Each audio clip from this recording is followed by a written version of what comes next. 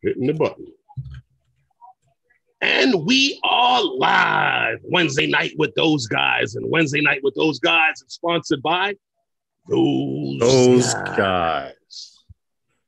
What's up, Herman? So what's good? You're doing good? Same old thing. Okay. I'm hanging in. How's everyone? JC With flying this drone shots, sunrise. Well, Ray Kelly. This heat, That's me. I just found out something. When you say you're hitting a button, for some reason, those first 2 seconds or 3 seconds before you hit the button, that goes live also. What's up, everyone? How the hell are you? Because I just heard it on the, as it started. It said, I'm hitting a button. So I just figured I'd mention that. Drone shots, JC flying, Ray Kelly, Sunrise Media. How are you guys? Sorry I wasn't in the chat earlier. Third Eye View. How are you? And welcome back. What's up, man? Third Eye View. What's going on? Sunrise. Who else you got here? Huh? Everyone in the heat wave. Yeah. What's up, everyone? It is hump day. Hot as hell day here in New York. Hot. It is hot, and the concrete canyons are keeping the heat in. Oh, man. I was out there. We were out there. And hey, Bob Casey, how are you? For the last 2 days. Herman. Yeah, walk 1 block from the car, man, was just like, let me get back to the car. This heat is not good. You have to keep an IV in just to be out there. Listen, let me explain something to you guys. We were talking about it today where we were taking care of some business, and me, Herman, and Stevie Bronx, who might come in. He wasn't playing, Herman. He took a picture. I saw a picture of him on a jet ski with his son behind him and a Manhattan skyline over his shoulder. He was like, yo, guys, I might be at the live stream or I might be on a jet ski. Yeah. But let me see if I can find that picture. Because Stevie Bronx was with us earlier. We were on the go out taking care of some business. And Stevie met up with us and gave us some T-shirts to give out at our meetup that we're having this Saturday. And I just thought I would bring that up. Now, let me see. Where did he post that nice picture? Of him to give us a couple of shirts to hand out to a couple of the guys at the meetup. Hopefully we have a decent turnout. Hey, drone shot. Here it is. Here it is, Herman. Did you turn sharing on? Oh, wait a second. Yo, you got to turn your joint to auto like I do. Hold on a second. All right, we got it. I got it. Okay, share. This is Stevie. Now, keep in mind, this is the island of Manhattan. There's people out here with sailboats. That's him and his son. Very cool. I love the picture. I love the angle of Manhattan in the background. Over here, you have a 1,000-foot lookout off of a skyscraper. That's what that square platform is. But Stevie, we love you, man. You know what, Lawrence? You should have took me with you, man. Well, then if he took me with him, I wouldn't be here. But I haven't gotten to fly in that's where Stevie Bronx is right now. That area right there, I haven't gotten out there to fly in that area in a minute. Yes, I agree. We have not been over there to fly in a minute. You're 100% right about that.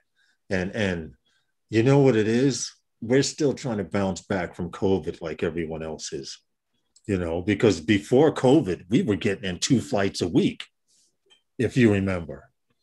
Oh, yeah. Well, meaningful flights. I mean, in good places. It was to the point we were hoarding videos for the winter. It was right. You remember, it was like we were hoarding videos for the winter, flying twice a week and putting out yesterday. 1 video a week. Huh? Hey, Mr. Kelly. R. Kelly is in the house. What's up, Mr. Kelly? We got a set of Capture Life Connections stickers for you when you show up to the meetup on this weekend, this Saturday. Stevie Bronx dropped off some T-shirts to us, and he said he was giving you guys 20 stickers to give out during your stream and stuff like that. I'm bringing a few South Florida drone meetup shirts for you to give out, Herman and Lawrence. You know what? That'll be what's up. We appreciate that, Ray Kelly. Definitely. And we need to have some giveaways and stuff like that.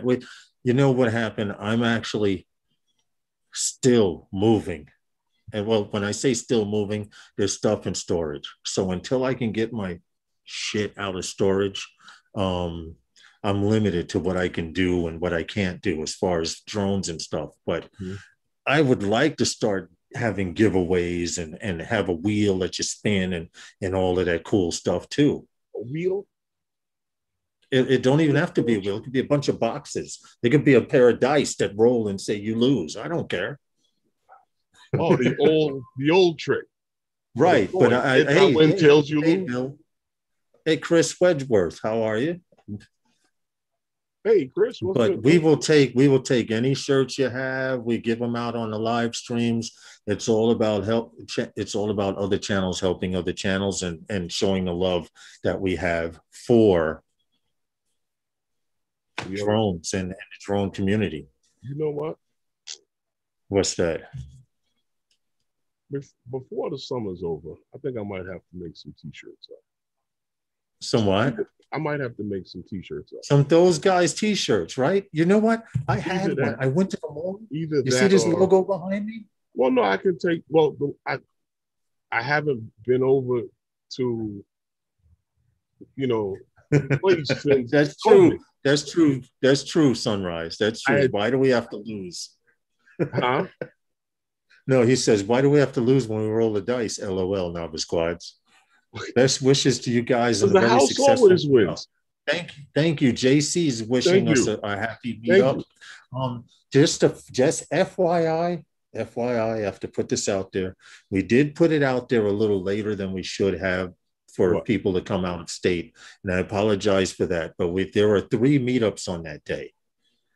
Okay, we're having a meetup in Calvert Vaux. Line of Sight, the group Line of Sight on Facebook. They're here in New York. They're having a meetup at 8:00. And then, hey Tom, what's up? And then NYC 5 Borough is charged. NYC 5 Borough is having a free meetup at 5 p.m. to discuss color grading and stuff like that. So is that just like we sit in a circle, kumbaya, talk about color grading? I would like to know how you can have a meetup discussing color grading when you would need a PC there to do color grading. I do a virtual meetup or something like that. That'd be who knows. Johnny Drone Flyer, Johnny what's up, man? Matt, what's up? Matt, how are you, sir? So I hope all of you are well. We'll be bouncing around to a few meetups. That'll be good. We're having one. We're having a basically right? A brunch at 9. It starts at 9. Are you coming, Tom? Yeah, I'll be at the 8 o'clock in Red Hook, and then I'm coming over to Calvert. Okay, cool. And, that'll be good. And I got a couple of giveaways I'm throwing into the pot too. Right, Stevie Bronx. We met up with him today, and he gave us some T-shirts to give away. He gave us some stickers to do with either giveaway on our live streams or giveaway at the meetup or whatever. To be honest, however this meetup turns, I'm gonna get my barbecue on. I don't care. Well, that's good because you're gonna be feeding me, baby. Okay, but all right. I got some stuff to throw in the pot there. Okay, cool. That's good. We're talking about some technology here. Okay, so. Okay. All right, that's what's up. And guys, here's the other thing I would suggest. Okay, for those of you coming out, I know the group. Guy Merrill. Okay, I know the group of people coming out. We're cut from the same cloth, people. I don't know about you, but I accessorize the shit out of my drones. Unfortunately, it's an obsession. Mm-hmm. It's one of my downfalls with this crap is, if there's an accessory for it, I'm probably looking at it. But I'm going to bring some stuff that I no longer have a use for. So if somebody can avail themselves of some value out of it, I'm going to make it available. So guys, if you want to make this into a little bit of a swap meet too, bring those things that are just collecting dust on you. I want to mention something. July 10th seems to be the day to have a meetup because Third Eye View is in Austin, Texas, and he says if anyone's interested, they're also having a meetup there. So if you're in the Austin, Texas area and you watch our live stream, or if you're in the Austin, Texas area, hit up Third Eye View. Yeah, hit up and Third Eye View. If you can't make that meetup, you might be able to make another one. Yeah. So now you know there's guys in your area Coast that fly. Coast. Right. Exactly. Hey, show those guys. If you don't know those guys already. Hey, show we are well, I'm speaking for myself. I'm from an area where over here it's charcoal, buddy. You use charcoal, buddy. I use gas in the backyard, but if you're taking something to the park in yes, the city it's of got to be York, charcoal. it can't be propane. I actually like the wood chips. You know what? I use wood. Oh yeah, adding wood chips in is always great. If I'm gonna do something like if I want to put a big piece of meat on the grill and I want it to sit for a few hours, you could smoke chips with. I would use pieces of wood and keep adding it to the charcoal to keep the. Well, I was just getting ready to say that, Herman, because the only time that I do use wood is over charcoal to smoke something, like you said, on the side where it's not too hot. Yeah, definitely. I use the wood pellets for the. Now I have done entire barbecues with the wood chips. Mm-hmm. It's best to mix the wood chips in, personally speaking. Well, it depends on the system you got. So, right, I mean, there's a lot of systems out there. Like mine is, it's you're using the wood pellets, and then you can change from the mesquite to the hickory. Okay, that's always good to do. So it depends also, like if you're doing pork. Okay. Yeah, maple is great. Okay. Maple is great with pork, right? I like the mesquite. Really smokes up really nice. But you can buy. You can do it a couple ways. Even on my gas grill, I do that. I have the little metal smoking tin, and you add the wood chips into that after you soak them for a while. So they smoke up really good. But so hey, Saturday is going to be a good day. Hopefully, I think we skate by with the weather. Well, I think we're getting some unsettled weather on Thursday. Well, Thursday and Friday. Tomorrow and Friday. Yes. We are getting bad weather coming up. So I'm looking at Wanderlust right now, the Weather Underground, and. No, we should be all right Saturday. Yeah, it's like we're doing okay. We should be all right Saturday. The only thing I was wondering, like with the giveaways, things like that, I think we're gonna have to do it in a raffle form. What's up, Jackson RC? Names. Well, there's a couple ways. There's a few ways. Play it by ear. Not running no relay races to win. No, we're not going to overthink things. Some might be a couple of questions out there. Okay, we'll throw out some questions, maybe. Well, it's a bunch of guys in the park running relay races to win. Yeah, not this crowd, dude. Otherwise, I gotta ask for stickers, right? I'm gonna have to ask the job for an ambulance standby. Yeah, man. Yeah, you got the stickers, bro. Listen. You better have a damn ambulance if our ass is gonna be out there. No, there'll be no running, dude. No running in the hallways that day. Got it? Yeah, for real. The only thing running is going to be my drones. They're going to do all my running for me that day. This is true. This is very, very true. Well, we have it planned out. Herman and I plan on getting there early to get things set up. Whatever it takes. Dogs. So I mean, you're right. It's not a whole lot. It's not a whole lot, but anybody want to bring something? Anybody got a drink? I'm bringing some water. 1 or 2 pop-up tents. Anybody? I have a tent. I keep a tent. So you got a pop-up? Yeah, okay. Anybody else coming out to the meet, man? If you got a pop-up, we got a place to put them, okay? We can string the whole run over there if we have to. I keep a tent in the car 365 days a year. I'm actually, Herman, putting an awning on the truck.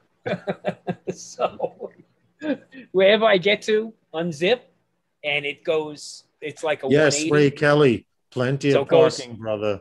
The only thing is where they're going to show you to enter the park, they're doing work at that entrance. And in fact, I don't even know if they're finished, but there will be one main entrance going into the park. Yeah, you can't miss it. Just stay along the right side coming down the road.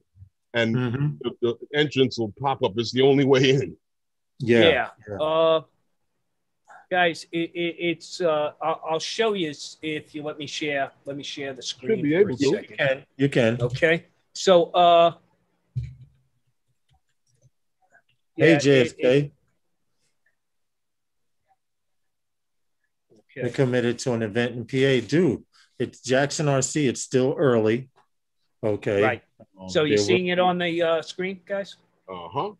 Okay. So guys, when you're coming off the Belt Parkway, if you're headed westbound, you're going to be getting off further down here.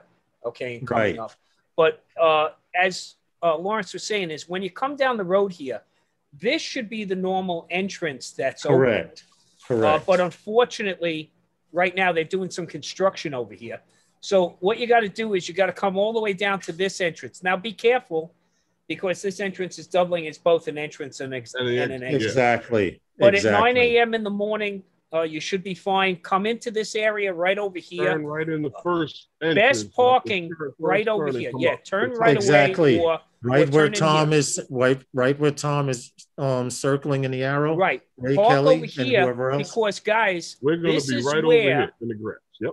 This is where we're going to be. So if we have the tents, we can either set them up over here for pop-up warnings or over here. Either way works out, okay? Right. And we'll probably be barbecuing right in this area, because we like that little shade of that the tree provides right there. Yes, so yes. And it's in full bloom right now, so it should provide enough shade for us to be able to work around, definitely. Right. So, Herman, I'm just going to upset your schedule just a little since we got this map up. I'm going to do Tom's tip of the week right here. Okay? Yeah, because go Tom's for tip of the week is location, location, location. Okay? So, follow the mouse. We'll be flying from this area right here. Now, as I pan out slightly, you see we got a body of water here, and right over here would be where the yellow submarine is.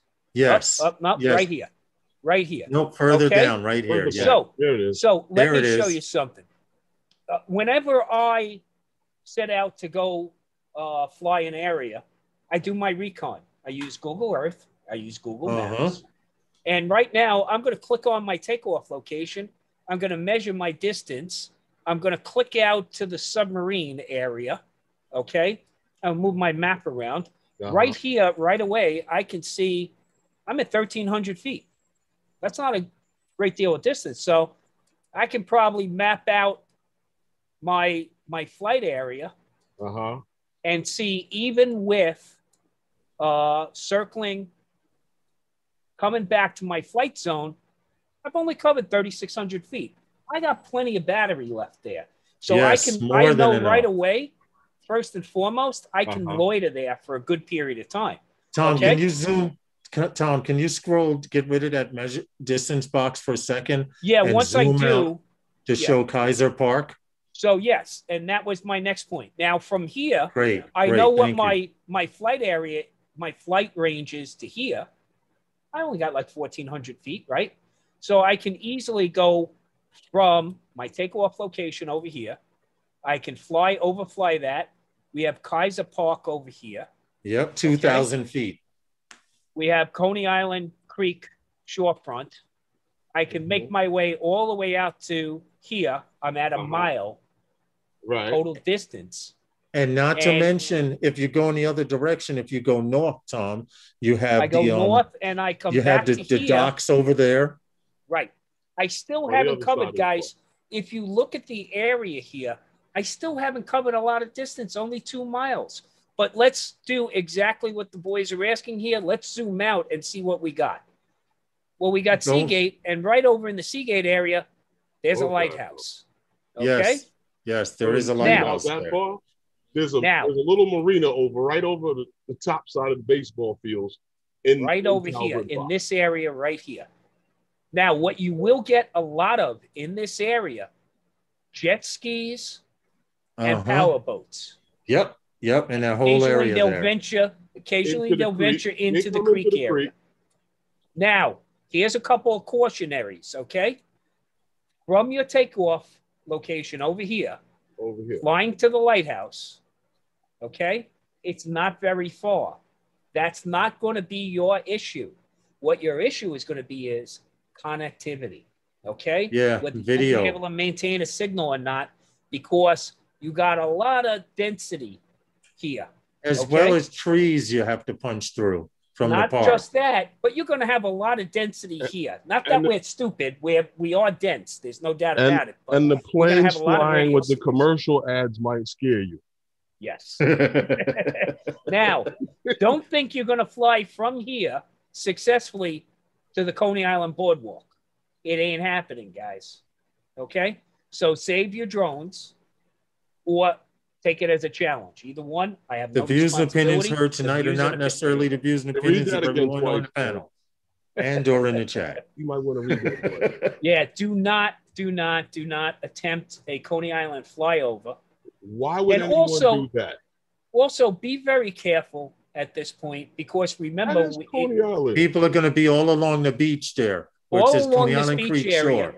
Okay, people are going to be swimming and stuff. Yeah, you can get plenty of shots over the water. Not supposed to. Okay, we're not your keeper. We're not responsible for you, but and we damn sure not going to hold your hand. No.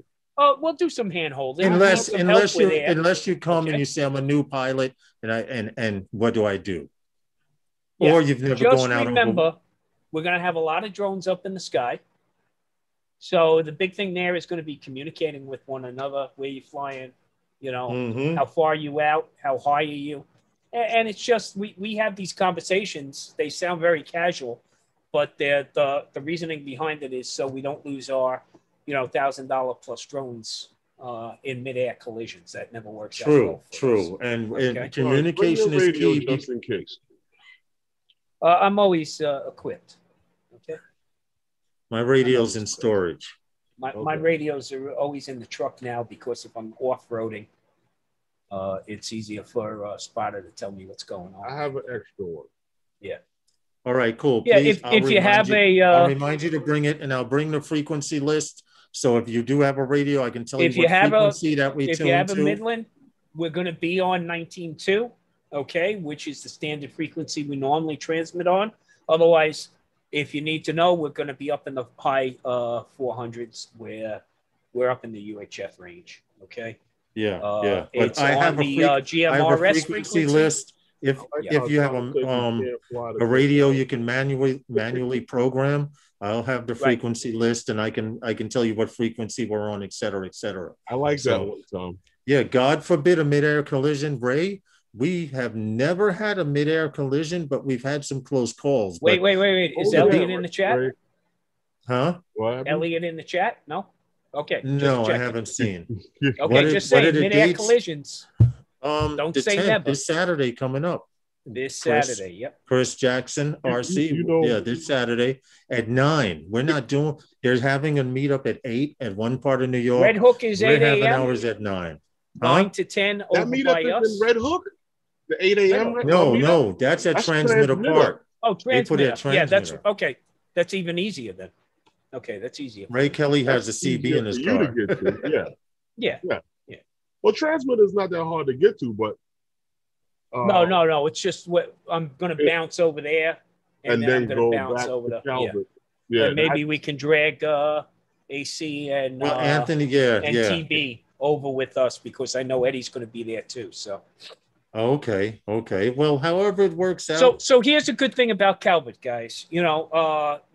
Mixed opinions from people, to be honest, within the groups. Yeah, we've often flown there, so some people get bored, but some people get bored easily anyway. Right. Exactly. Look, we're New York pilots. We're bored of the places we fly. Isn't that typical? Okay. But if you've never been there before, you'll go. If you've never been there, so what's really nice about Calvert Box is we have the freedom to fly. Number one. That's the number one reason why I chose. Number one reason. Number two is you have some subject matter there. You have the Yellow Submarine. You have the beachfront area. You have power boats and jet skis. Last tip before we move on. Don't get tunnel vision.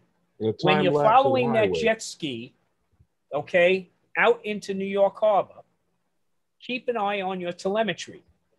Okay?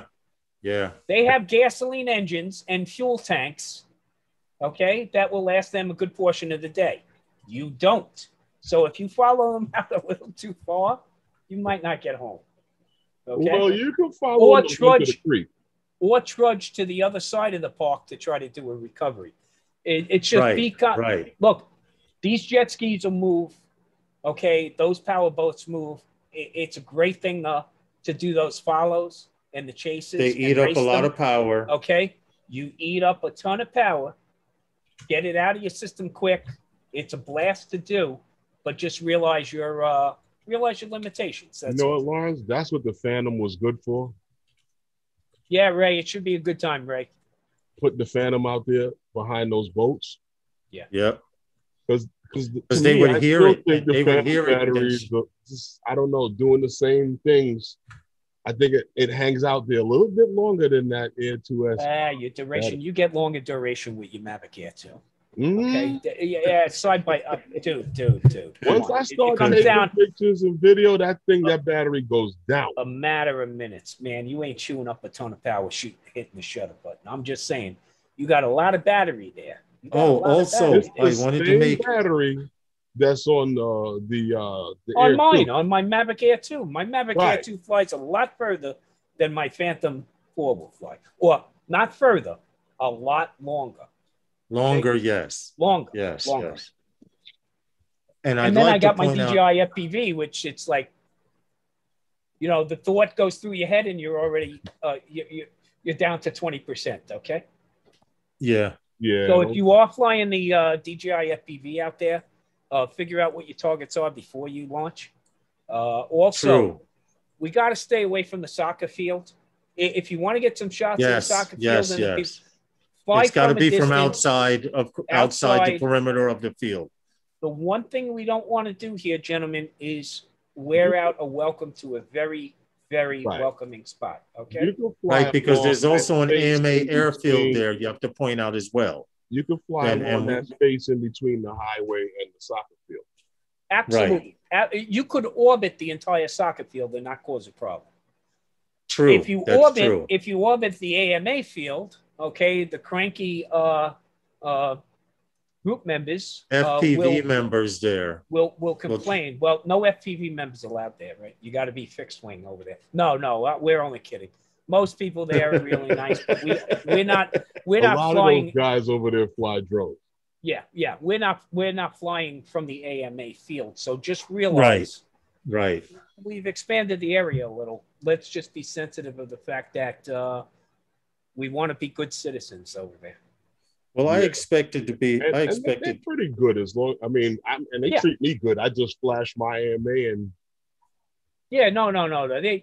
They haven't caused us. They even offer me something to drink when I go to their meetups. It's just parking over there can be difficult. So we're gonna park up in that upper area there. Yeah, right there in the parking lot. It's real easy then to hump your equipment over. Yeah, definitely. That way we stay out of the way of the guys' baseball. We stay out of the way of the guys going all the way to the back to the airfield. Then you have the hikers, the walkers, the park, and then you have the families that come by and go, "Oh, they're flying drones. Watch. Oh, check this." So and stand in your landing. It's a great spot. So it's a good spot to fly. Trust me. Ray Kelly has been to Coney Island. He's flown the parachute ride. Now he will be going deeper into Coney Island and seeing a part of Coney Island that most of New York doesn't know about. Just like I fly along the beaches here, Tom, and people are like, "Hey, what's up, Mike from Fly Zone Drones?" Just like I fly along the beach here and Jamaica Bay Wildlife, where you're allowed to fly because there are red zones, I have to point out. But people are like, "I didn't know New York had so much water." I'm like, New York's surrounded by water.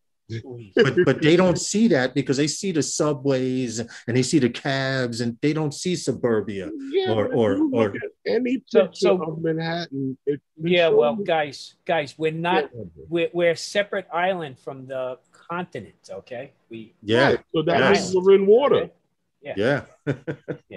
Exactly. So even though we're not Long Island, we're Brooklyn and Queens. Last time I checked, you needed water for an island to be. That's true. That is true. Without Queens and Brooklyn, there's nothing for Suffolk and Nassau to attach to, okay? You're right. They would just float away. Okay, that's right. Hey, what's up, no, Mike? My zone should be a really good time. Well, and guys, like I said, float away technically, just the bump that sticks up out of the water. Yeah, you gotta bring anything that you don't need anymore and want to share with you think somebody else might need. Big Matt, bring it. This is a good time to shed yourself of some of that stuff. Yeah, Big Matt. That doesn't mean like bring the children with you and no. I'm not taking anybody's kids home. No pets. I'm not babysitting nobody. No, I ain't doing that. And hey, Big Matt, you're right. There are three meetups, but there's only one meetup that's going to have burgers and hot dogs. Well, that's what I'm saying. Well, Matt, not a whole lot doesn't mean a whole lot, but Matt, it means a lot to me anytime. But anytime I can barbecue, it means a lot to me. I don't care if I'm barbecuing on the roof of a station wagon. I enjoy barbecue. Wow. You cook on the engine? Huh? You lay the meat on the engine? No, man. On the engine? What's so good, Matt, Big Matt? I'm gonna make the 8 a.m. at Transmitter Park. I'm gonna be there earlier, actually. Okay. 8 a.m. is I'm losing some good light by 8 a.m. over there. Yeah, because I'm gonna go into that's on Saturday morning. Let's see, what do we got on Saturday morning? You got to get over there early because that's not an easy place for parking. No, it never is. It never is. It's a very dense area right now. Especially now. Yeah. And getting out early, I mean, look, sunrise is before 6 a.m. So, that nice orange light is gone by 8 a.m. I'll be out there about 7:30. BS with the guys over there for a little bit. Hopefully talk them into joining us over at Calvert once they're done flying there. Then I'm going to take up. AC did say if by chance he may come through. I said, well, listen, text me or call me first to know if we're still there. Oh yeah. No, we'll be there because it doesn't make sense. We'll be there. We got food.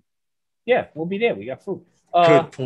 Good point. You figure it, if it's a 9 a.m. meetup, we're maybe cleaning up by noon, 12:31. Okay.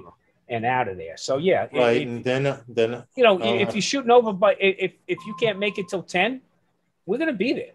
We'll be there at 10, no problem there. I'm pretty sure, more than sure of it. Yes. Oh, I agree. Yeah, we'll be there at 10. I mean, we're just getting started at 9. Oh yeah, we started at 9, right? Starting at 9.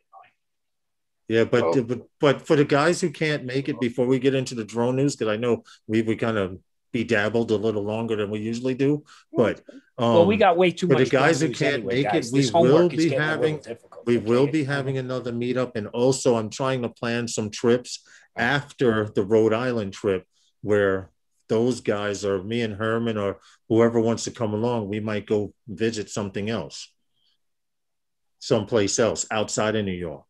There's always Jackson RC is always inviting us to his airfield. We've got invites to Connecticut. That's a 3-hour ride from here. So there are some things for us to do before the summer's out. And get back to me. Now that he knew that we were on the 10th, anything else after the Rhode Island trip, he can put it wherever before spin up. Right. Spin up, I don't think I'm making this year because it's in the middle of a big move. But and then there's a ton of stuff going on after that. All right. A lot of things out there. So where are we going with these stories here? Well, the last time we were here, it was the 4th of July, and we sign off on the show before sundown, and a lot of people have fireworks in their area. And I saw a little article and a story that had some fireworks that were caught by a drone on different places around the country. And the one that caught my eye was in Massachusetts that was shot in 4K 60. And it looked like they had some people on a ship here. They were on the battleship. I actually hear. Now, and this is what really caught my eye is the people on this battleship for the fireworks. Right. Which is so cool. It was caught by a drone. I think that is so hot because it's plenty of space and they actually get to sit there and hang out and enjoy this show in Massachusetts, like you said. And talk about of all the viewpoints, what better place to be than like on a battleship? Very out in the few water, people. where the fireworks are at.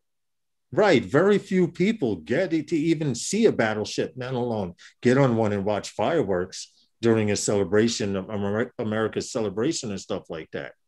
So I thought it was actually very nice that they did that. I have this thing for ships. I come from the time where we used to build models. You either built a car, plane, or a ship. One of those three, or all of them. You know, it's funny. You understand? Model cars and stuff all the time. Exactly. I went through all the phases. I started out with cars, went to planes, went to propellant planes, went to jets. From jets, I went to it goes on and on. I tried one ship in a bottle, destroyed it, and never did it again. You know what? I never understood the concept of that. Yeah. There's just something mentally twisted. Work. There's something mentally twisted about that. It's attention to detail. It's a level of detail. You know, people find that challenging. Oh no, okay? I get it. I just couldn't get into the bottle. It's just that.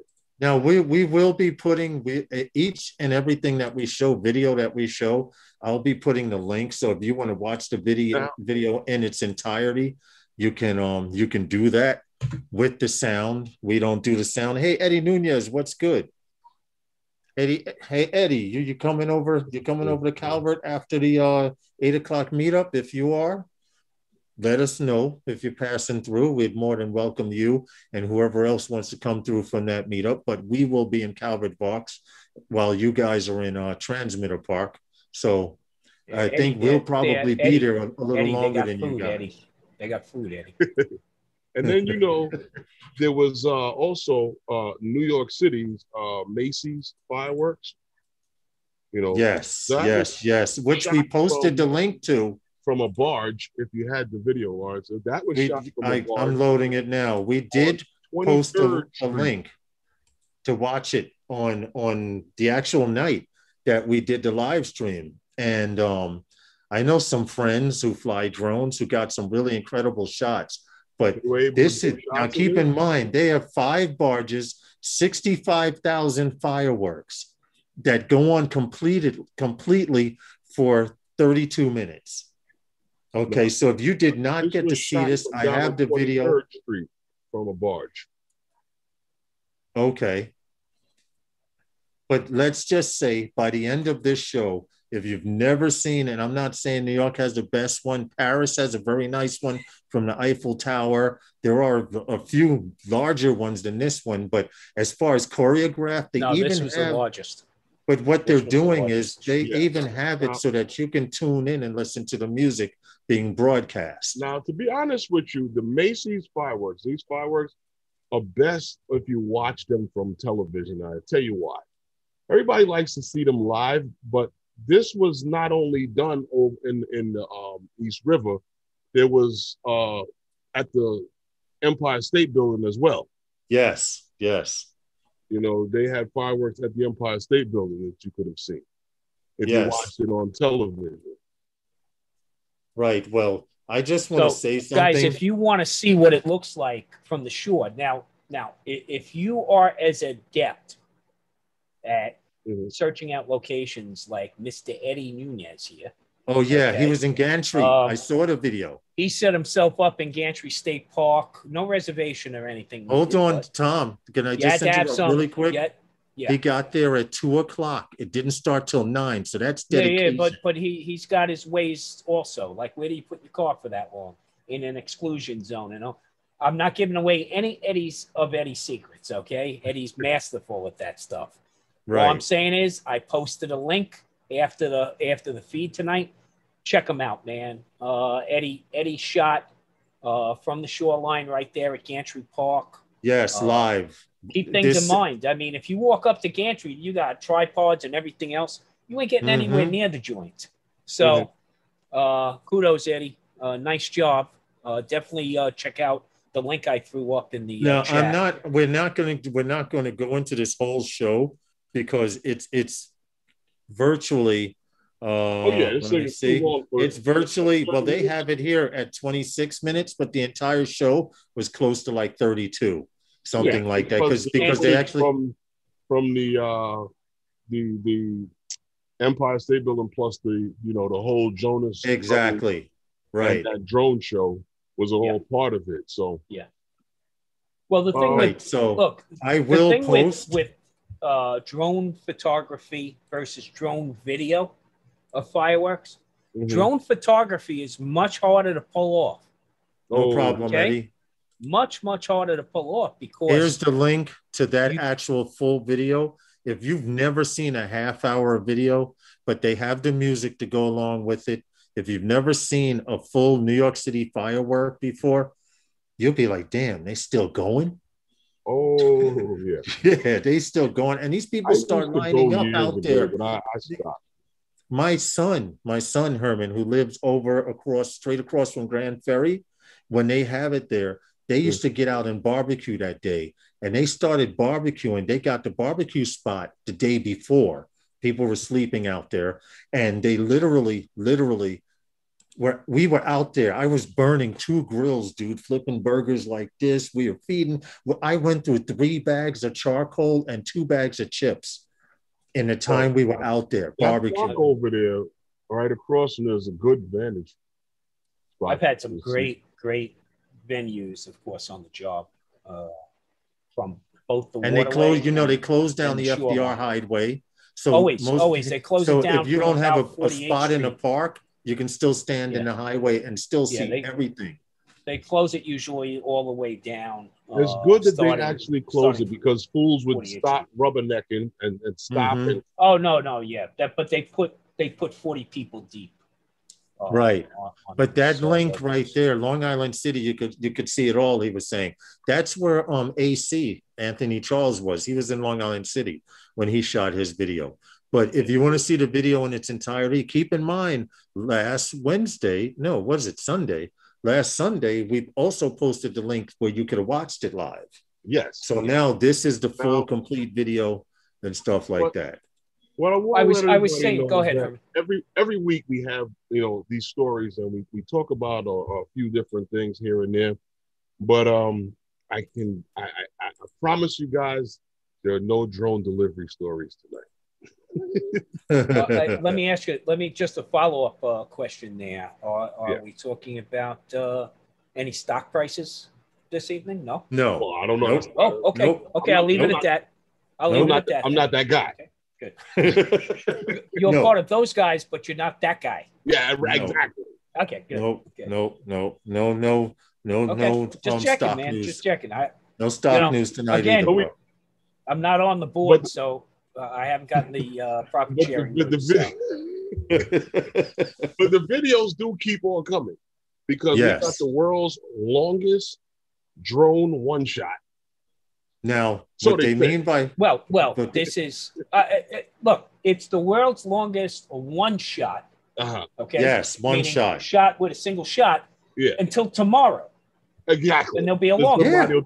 Yeah. Okay. Exactly. But what's really cool about this, guys, is the fact that when you guys show it, it's off the hook. But I'm starting now. I just want you guys to show. What's really cool about this is you got 2 videos to watch here. Make sure you watch both of them. Not this one. I have the other one loaded. Oh, no, show the other one first. Show just pick a portion in the middle of the show, because there's one thing I want to really highlight about this.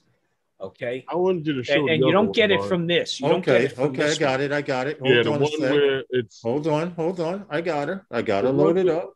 And here we go. And when you see it first, I had so many questions in my head. Okay, I had so many questions. Here we go.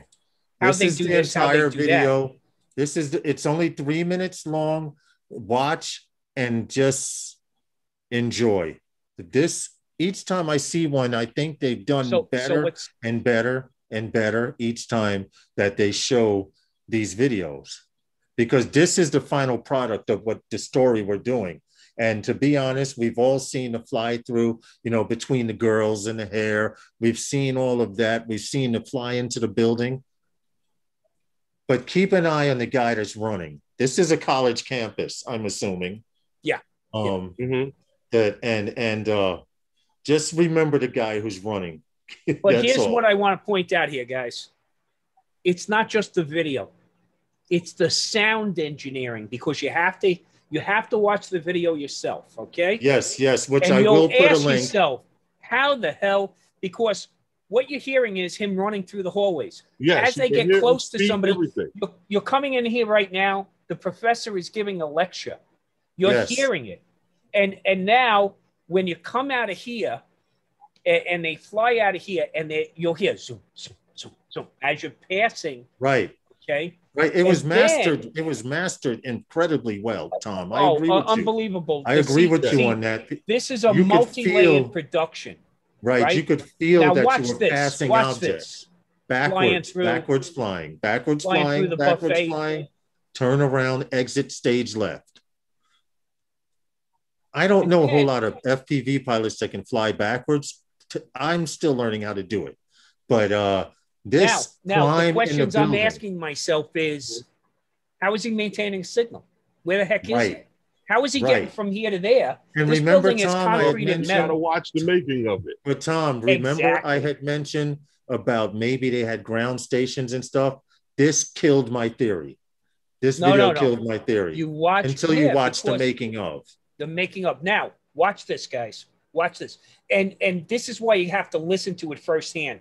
The sound engineering that goes into this. These guys are now passing something, but they're having a conversation. You're hearing the conversation. Mm-hmm. In real time. Everything is in real time. Over here, he kind of, they even say he flubbed a little, so he kind of compromised on where he was going next. Right. But his recovery, now he flies around, and then you have to have that presence to know which of those windows is open. Okay, there it is. Uh-huh. And then back outside the building from the 5th floor. Then the finale. How does this end? Okay. Back outside the building, and he kills the motor inside the bag. Yep. And that's watch the making of. It's a blast. You'll have. I'm actually going to post this video so they can hear the sound.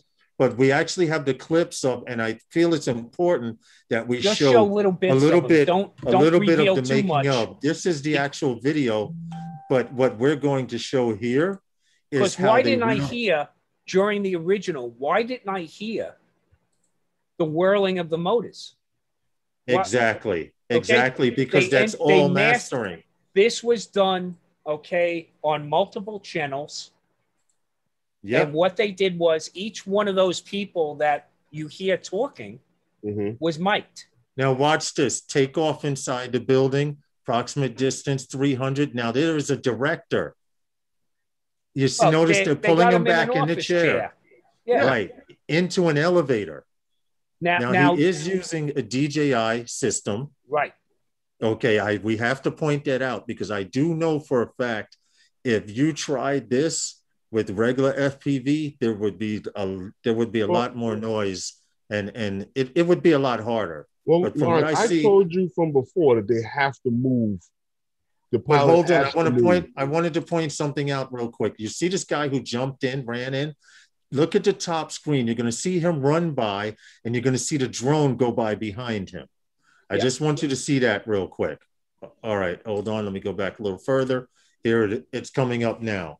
When they show the guy running, look at the top screen. There's the drone, fly between the guys, following behind the guy, down the stairs, onto the next level, into the administration office or late pass office or whatever this office is where he is. And now up here, these guys, they're relaxing. Meanwhile, the director's telling them, see, they're coming back through, and here comes the drone on the top screen. Yeah, they're on radios. Right. Everyone's on radios. That's why they closed the door for the elevator, so he could not be seen, of course, and for better transmission. But as this goes on, if you remember flying past the teacher, he's still in the elevator. Keep in mind. Now, he's in the core of the building, so he's in a centrally located area. Yes. And he's using omnidirectional antennas. Now, as this guy makes his way upstairs, one of the things, and fast forward it a bit because you're taking a lot keep in mind away. he's still on the first floor here, but here's the fly up. As he's going upstairs, they're riding upstairs, already left in the elevator. So when he gets to the top, The elevator door is closed, but he has full signal. Once he flies past them, then they're going to pull him out of there. Now he's sitting in a chair. They're rolling him around, and this is his main point of I guess strongest point for signal. Strongest point for signal. Yes.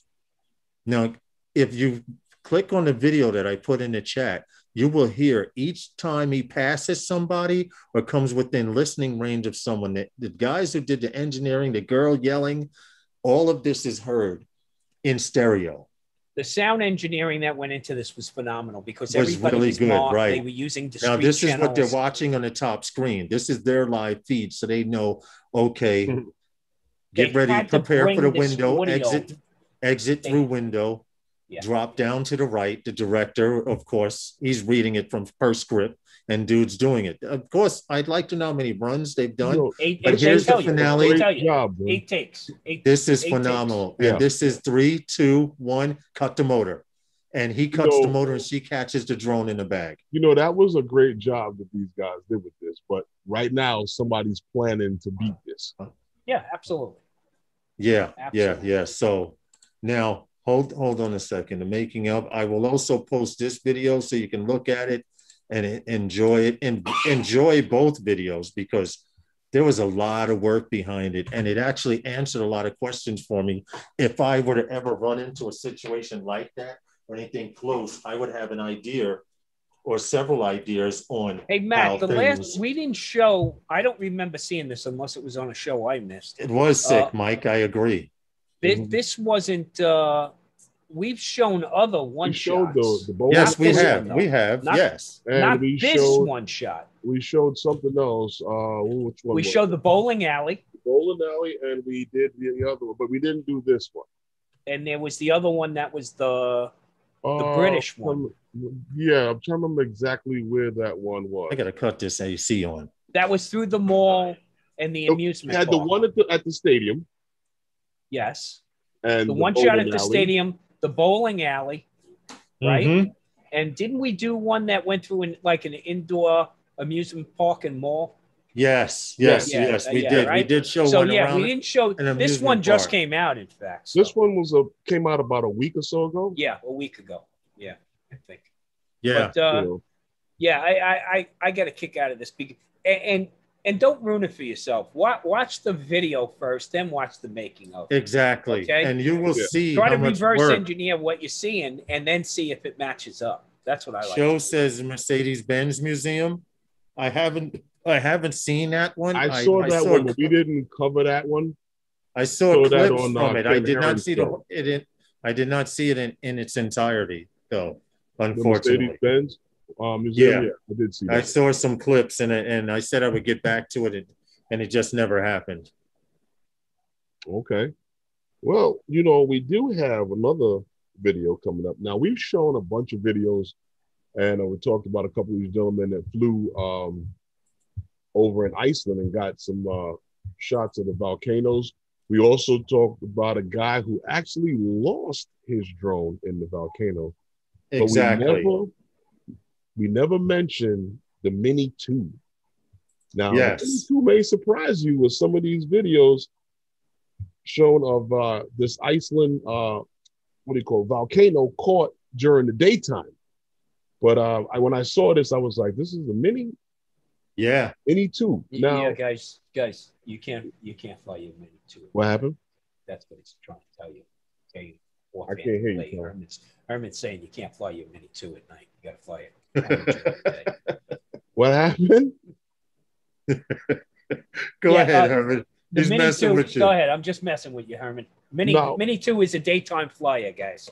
No, I get it, but I'm just saying I was surprised that they took that out there to fly this over the volcano to capture the volcano. So when I saw this, I had to, there's a bunch of videos from Iceland. The picture is brilliant, and this is pretty and good. It's in 4K.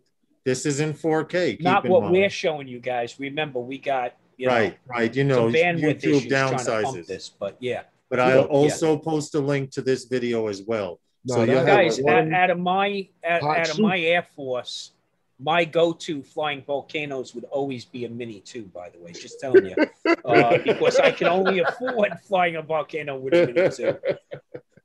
You know what, Tom? You know what? I think this is brilliant because, to be honest, as a professional drone pilot, if I were flying volcanoes, I would send something like the Mini 2 out there first to see. Oh, you definitely do your recon, yeah. Yeah. You would have to do a recon. You know there are hot spots. You know that gas that's coming out of there right now. That's the X-Star Premium. But Tom, that gas right there coming out of there is at least 200 or 300 degrees hotter than the air he's flying in now. A bit more than that, yeah. Well, I'm being modest about it, but you get my point. More than that. I'm guessing as you come within. They still got Commas out there. I know. What a shame. Could you imagine? But if you look, that drone right now, the air temperature around that drone right now is probably 110, 120 degrees easy. But within a matter of a few seconds, you could wind up in a thermal that's 400, 500, 600 degrees. Exactly. And then before you know it, it's 1,200 degrees. Yeah. I mean, you want to see what shape your drone comes back in. Now notice, hold on, notice the helicopter back here. Yeah. So I take it they're flying. There are men here in this area. You can look. I'll put the video up, but you can see that might have been the launch point where they came from. And that helicopter, if I'm correct, the props are probably spinning in case the wind changes direction and they have to get the hell out of there. Because I wouldn't land there and tell him to stop the props. He would have to keep that shit running. I'm sorry. In case we got to go. Where are you going? Listen, away from that gas. No, he's worried about the lava field. Oh, well, when you see the helicopter you landed in creeping away from you, okay, without gaining altitude, you got bigger problems, okay? That's true, right? When they're just looking, saying, poor guy. You got to realize how large these lava fields are. Look at across this video, okay? It's just these lava fields, and it takes a while for this stuff to... It does. It takes solidify. A long time. You know what you don't realize is what solidifies first is a very, very thin crust on top. This is not some place to walk around because breakthroughs are not like, ooh, I got a little bit. I got a gas mask. This is I'm coming up a limb short of a knee. Okay. Yeah. What happened to my foot? A nub. I think I came with a foot. Okay. So come up with a nub. Yeah. This is not while Iceland is on my bucket list. You see what Show put? He didn't lose his drone. He knows exactly where it is. Oh, yeah. Yeah, it'll be part of the beachfront stand at some point. That's the link to the video, guys, if you want to watch it hot in its entirety. Actually, it's so hot, there's probably no remnants of that drone left. No. Probably not. Because I remember, being young and dumb when we were in school and we worked at Burger King. You know how they used to have everybody likes those souvenir cups with, they used to make those little disc top covers that look like a little Frisbee? Yeah. Mm-hmm. Okay. Well, in flying those around the kitchen and Burger King, sometimes they go into the deep fryer. Yeah, they don't last. And split second, they're liquefied. And then if your manager caught you, you're draining all of that oil. Oh no, dump fries. Let's go. Yeah, I know, right? During the rush.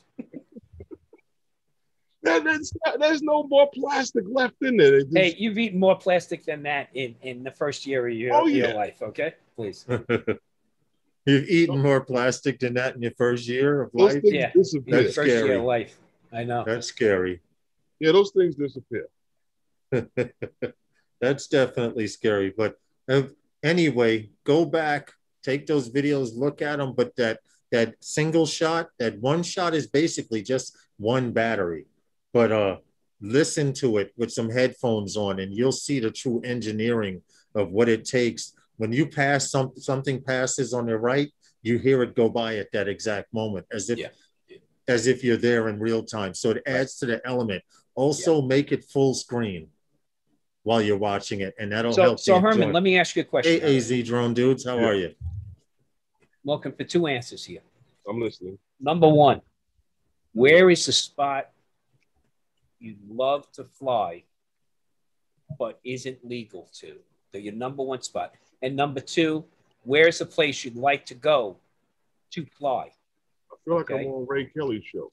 There you go, man. We got to start. Look. Okay. Where? That's a great compliment to them. Where? Yes. I mean, where do you want to fly that you can't fly, but you'd love to fly there? Probably Manhattan. And then Lawrence, get ready with your answer. Where? I got you already. Downtown Manhattan area. Really? I mean, technically you can, but you're. But what would you be flying? I mean, what's the subject? Where? I mean, right. What would be the subject? Yeah. Where? Oh, like down. When I say downtown Manhattan area, right over there where you see the West Side Highway, you have the train station, you have the Freedom Tower, Battery Park City. Those buildings around that area, I would like to fly through. Oh, see, okay. And I mean, technically, we've taken off from spots where you can capture some of those shots. Show says plead the fifth first into the actual land, or above, flying right down the center of the West Side Highway. I would love to catch that shot. Passing Lawrence, how about you? Goldman Sachs building and all of that. Give me a place you'd like to fly. A place? I can give you two places. Well, I can first give me a place that you can't fly. A place that I cannot fly, the Roman Colosseum. Okay, good. Okay, and which I would love to fly. The second place is also a place that you cannot fly a drone unless you work for Nat Geo, and that are the Egyptian pyramids. Now, if I had an option of those two and a favorite place to go, Fly Zone Drones put it also, the Alps. That was a beautiful spot for me. It would be Yosemite National Park, the Grand Geyser. Okay, can't fly there. And also another place is Sequoia National Forest. I not only would want to fly through the tree, okay, right, but then make my way up to the canopy. Unfortunately, the drone probably can't reach that. Okay. Now here's one question. Now, where would you like to fly, Tom, FPV that you can't fly? Yes to all of those above. The same responses right there. Okay. Imagine flying an FPV drone around the tree that's 75 feet wide. Yeah. Yes. And making your way up that would be branches phenomenal. of the canopy. That would be phenomenal. Break through and then dive back down. Okay. Don't hit another one. Yeah. Now, yes. Lawrence, you can actually take tours of those some of those pyramid in those areas and some of those sites that you mentioned, and you can use video from a handheld camera if you go to these places. Yeah, you can, depending on your editing skills, you could probably pull it off. So I'm going to give you a workaround. And Herman, you're right on the money there. How do I simulate drone flight without a drone and without violating? And I'll tell you how. With a 20-foot stick and a 360 cam. You got it, baby. Or a string and a 360. I actually saw a guy, he had a telescopic stick that actually went up 20, 25 feet. And he did this to see how many drone police were out there and how many were paying attention to him. And Absolutely. He did it in some place in Europe where it's not legal to fly drones. And he walked through the town and he sped it up and he changed angles and it looked like he was flying a drone over people and crowds, and they gave him a hell. And then he came back and showed the real footage. Yeah, he did a making of. And they all felt like shit. Insta360 is a blast to play with. Those cameras. Okay. From actually when I saw what you did with yours, with the biking, I want one of those. And I'll tell you, you know what's getting pricey, great though, is they're pricey, man. They're not that. No, look. If you get the if you one, want the 360R, which shoots in 4K. No. Wait. But no, what about the new XT? Okay, the XT2 is a single-purpose 360 camera. It's not that. If we're talking, look, it's the price of a Mini. Okay, it's the price of a Mini too, basically. See, Gary, Niagara Falls. I mean, DJI did Niagara Falls when they first launched the Phantom. There's a problem. Funny. That was their promo with the launching the Phantom over Niagara Falls, and now right, and then they went to the volcano. Now you can't do it. Tom, you're saying the Insta3. Which one were you saying? The X2. The X2, because I typed in it's the X2, not the XT2. Maybe that was it, because I was actually looking for a 360 camera at one time. X2, whoa, Adorama, $500 right here. Okay. The X2 is a phenomenal camera. I'll share it. I'll share it with you guys. And the X2 basically, you can swap out batteries. Great freaking camera, by the way. I have the Insta 360 one R. I'll allow Adorama to sponsor me, but this is the equivalent to. Well, that's their package deal. Yeah. That's right. Which is cheaper than this if you get it without all of the gear and the headgear and all of that stuff. You know what, Lawrence? Here's what we're gonna do. I can get you to stand on top of the truck, right? When I drive around, and you just turn around with the camera. And we don't have to do all of that. We can get it done for cheaper with the camera we already have. We're going to tape. What we're going to do is we're going to tape like 5, Hero 5 sessions around this hat. Yeah. And then we'll just call Lawrence a 360L. Well, you guys 360L. All you got to do is just keep turning around, Lawrence. So if you go to 360.com, the thing with the 360.com is they'll ship direct to you. No tax. Okay. Oh, they do have different kits. I think the camera is $429, just the camera. Okay. The standalone.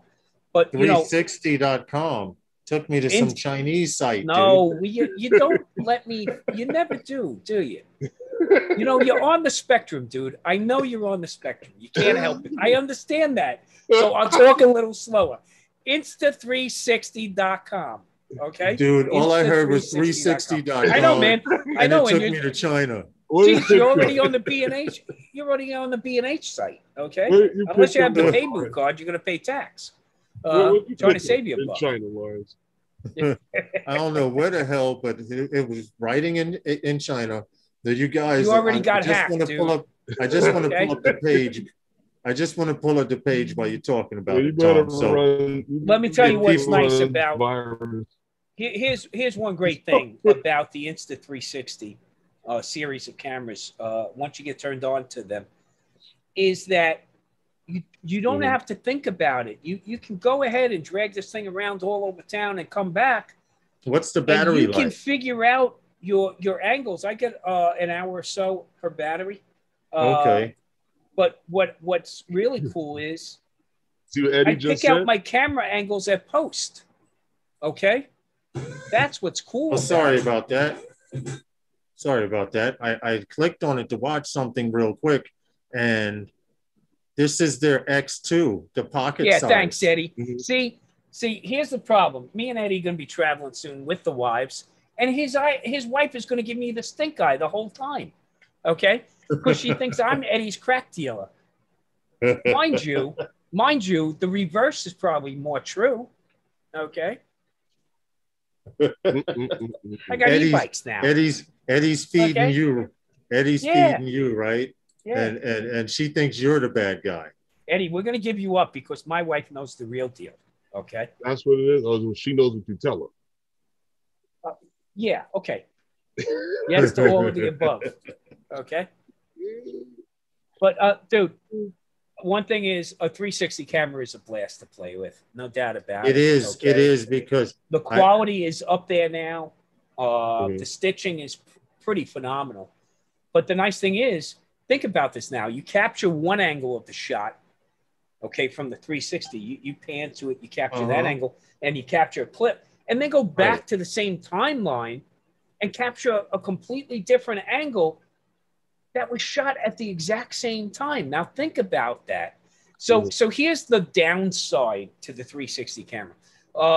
Herman, remember we were talking, I had the Hero Session 5 on the front of my wife's bike. I had a Hero Session 5 on the back of my bike. I then had the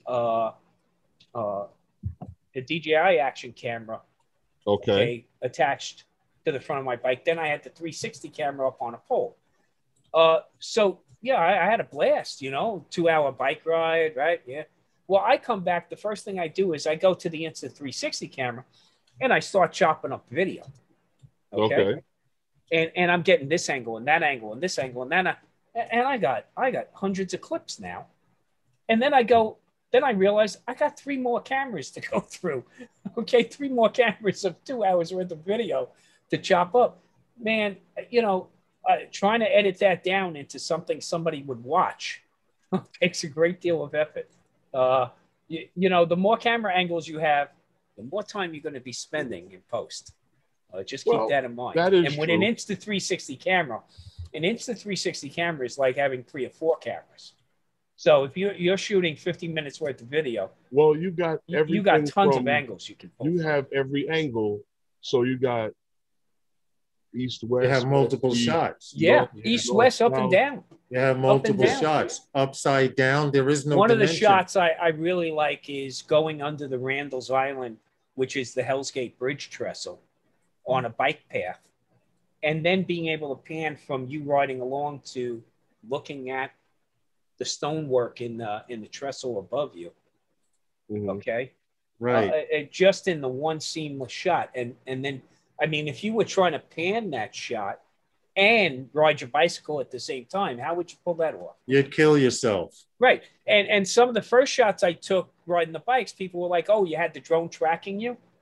No, where I was riding, I couldn't have the drone there. So, using the 360 camera was a good fake. Hey, Welsh Rob, what's good, man? Welsh Rob. Yo, Rob, what's up? I've been looking, I have been looking for a 360 camera, but now that I see that XT, that X2 brings the price down. The X2, that brings it down dramatically because the Insta360R is their high-end model. And I know someone who buys one.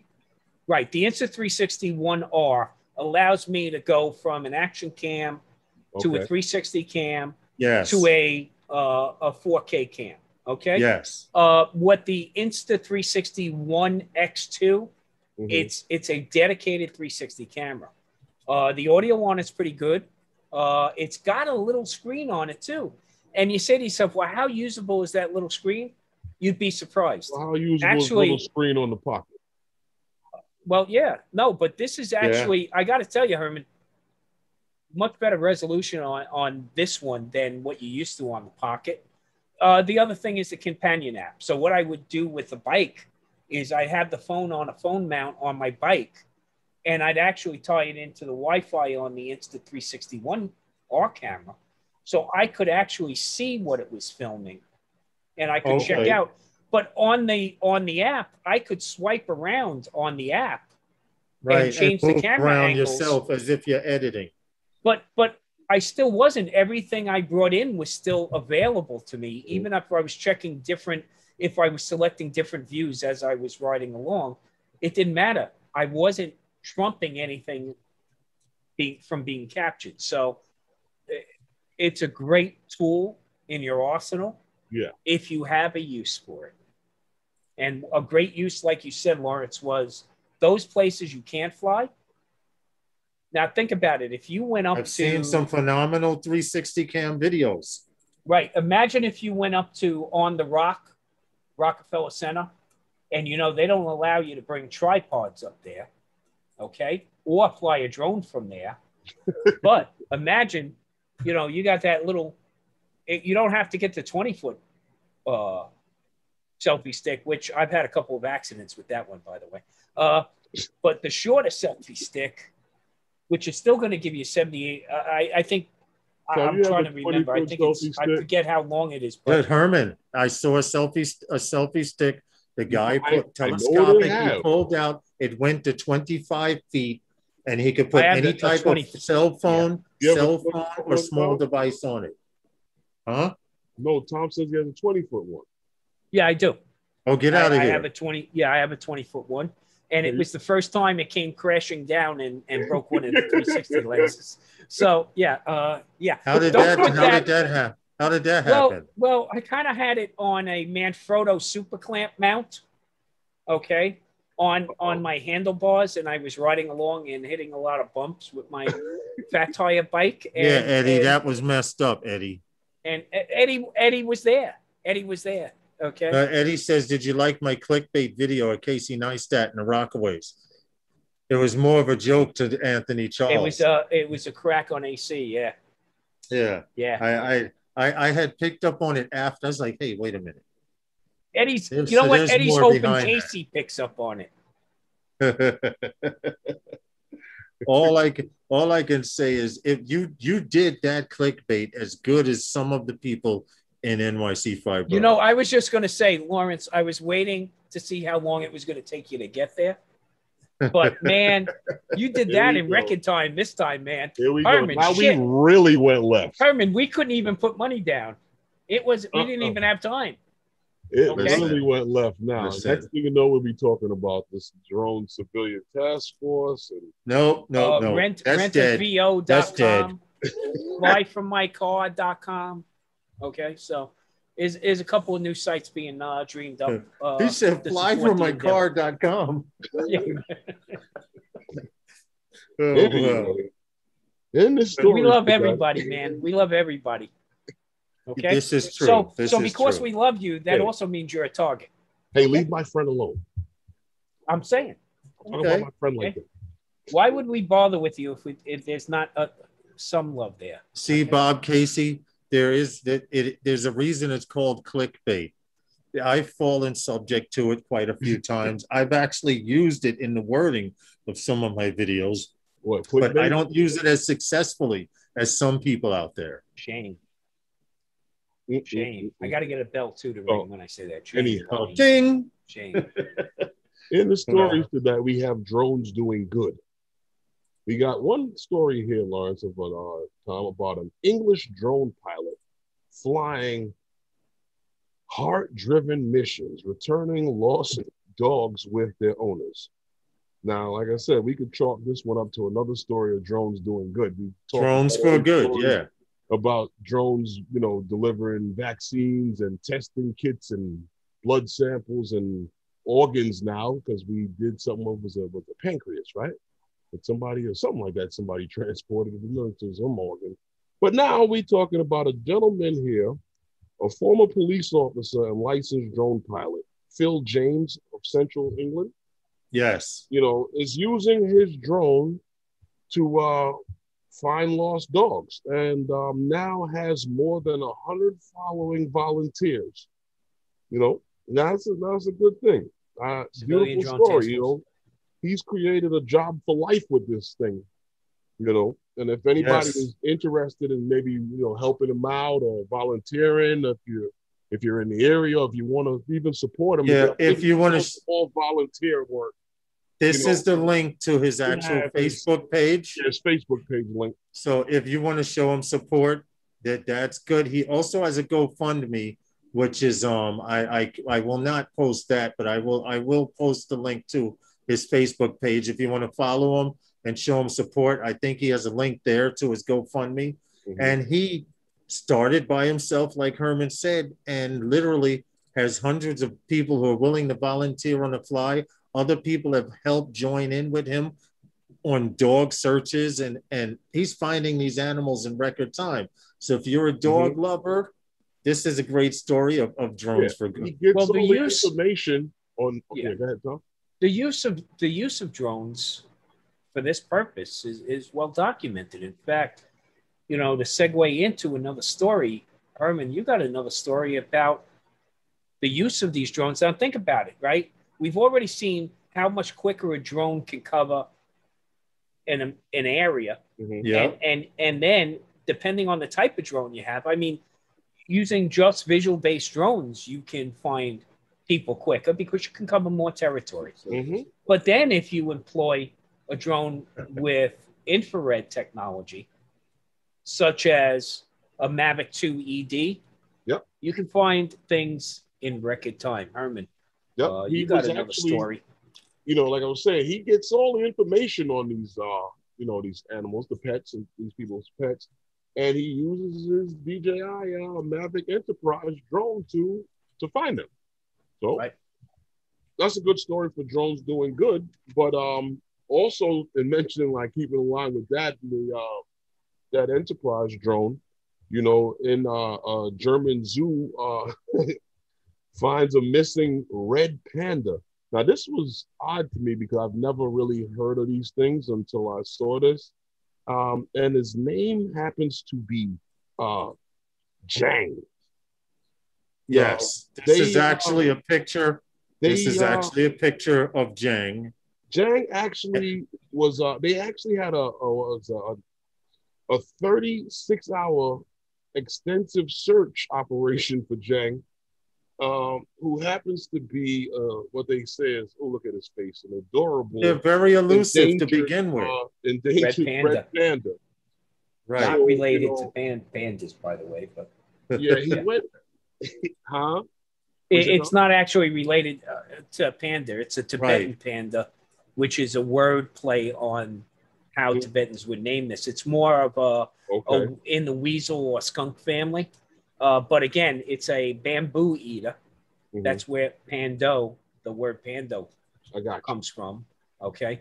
But yeah, he absconded from his enclosure, mm-hmm. And he was on the run for 3 days, for 36 hours until they located him. It's funny because they you know, the authorities at the zoo were able to track him down, but it wasn't until, you know, after setting up ground teams and Michael Blades with, you know, with thermal cameras and binoculars on the ground. A day later, and thermal cameras, they use thermal cameras. Right, they decided to put the Mavic 2 Enterprise back up in the sky. And ED, Enterprise Dual. So it had the infrared. It had the infrared camera. But what's funny is you would think that the zoo would know that panda isn't invasive as other pandas, if not worse. And he was in the zoo. They thought they almost thought he had left the zoo until someone said he's got to be up in one of these damn trees. Yeah, he was up in the tree cap. But which they could not pick him up. They could not pick him up from the ground. One of them in the that I sent you, Lawrence, that shows him running around in that in the zoo. Hold on. Oh yeah. I have it here. Hold on a second. Give me a second right there. There we go. Click. See, there's one of them guys running around there at the zoo. Now, they are very, very good tree climbers. They stay up in the treetops, eating whatever. That's where they're safest, right? Right. That's right. Exactly. That's their habitat. So you figure if someone's looking for me on the ground and I climb trees, guess where the hell I'm going? Well, they're known to be tree cap animals. Okay? Yes, that's where they. That's you know, they're. It's just funny how his fur is colored. And the Bronx Zoo used to have one. I don't know if they still do to present day, but the Bronx Zoo here in New York actually had one. Yeah, like I said, don't know if they still do. Yeah, they have a few. I remember seeing when going there with my daughter, and she was like, "I want to see the red panda," and he was just in a tree curl. All you saw was his red fur ball. You didn't see his tail, you didn't see his feet, you didn't see his head. You just saw this mound of red fur, and that was it. But like I said, I don't know if he's still there present day. This was when she was like 7 or 8. She's 17 now. He might have moved on and got a condo. Who knows? What they do? Pass these things around from zoo to zoo? Sometimes. Yeah, that's actually what does happen. Yeah, sometimes. Yeah. They do it for mating reasons or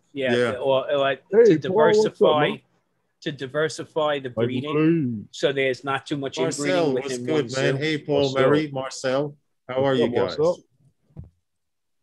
yeah. Yeah, I've heard of those things. Like even with SeaWorld and some of these whales and stuff like that. Well, if you watch like they move. you know, some of the cable shows like Discovery Channel and all, you'll see like they even feature the Bronx Zoo. There's a series, you know, like a reality TV show. Oh, get out of here! I'd like to watch. I'd like to see that. Yeah, yeah. I think it's Discovery or one of them. I'm gonna have to search for that. I'd like to see it because you can, unless you plan on spending the whole day there. The Bronx Zoo is pretty big. This city has a few zoos, by the way, and we all take them for granted, right? But everybody. By the way, Lawrence, yes, buy your tickets to the Bronx Zoo. Okay, there are red pandas there. Okay, I just. Oh, okay. They still do have. Okay, great. Absolutely. He's probably an old man by now. He's no, probably an old man. There's no. He probably passed on in life. He's moved on, but he's left his seeds, so to speak. He's left out of the enclosure, Lawrence. Okay, that's what's up. That's okay. That's cool. Don't get any. Bronx Zoo is a beautiful place. If you're in the New York area, definitely check it out. It's one of the world's premier zoos, by the way. Yes, it is. And they're amazing people there. They really don't fly your drone over it. No, don't fly your drone over there. Okay. Besides, the giraffes are within reach. They'll take you right out of the sky. But no, don't fly your drones there. If you happen to have a problem and land in the wrong enclosure, you're not getting that bad. Wait, sorry about that. That was the wrong link. I wonder where would you take off from? The parking lot. Yeah, but don't. It's not good. not a good thing over there to do. But a beautiful place to bring your camera and explore. I haven't been here in a while, but it was even nice. The indoor enclosures are somewhat spectacular in their layouts and design. You know, the great apes. You have the bring your wallet and bring your. You better bring your wallet and the one you keep in the stash. And pack a lunch. Application. Pack a lunch, okay. Tom, we packed a lunch and we still spent over $100. Oh yeah, the concession fee is ridiculous. Well, how you think it was going to when I was in Orlando? It's insane, man. It's insane. You're signing over your firstborn down there. Hey, Tom, you know what I didn't know? Just for admissions. But you know what I didn't know about Universal? They allow you to drink and get on the rides.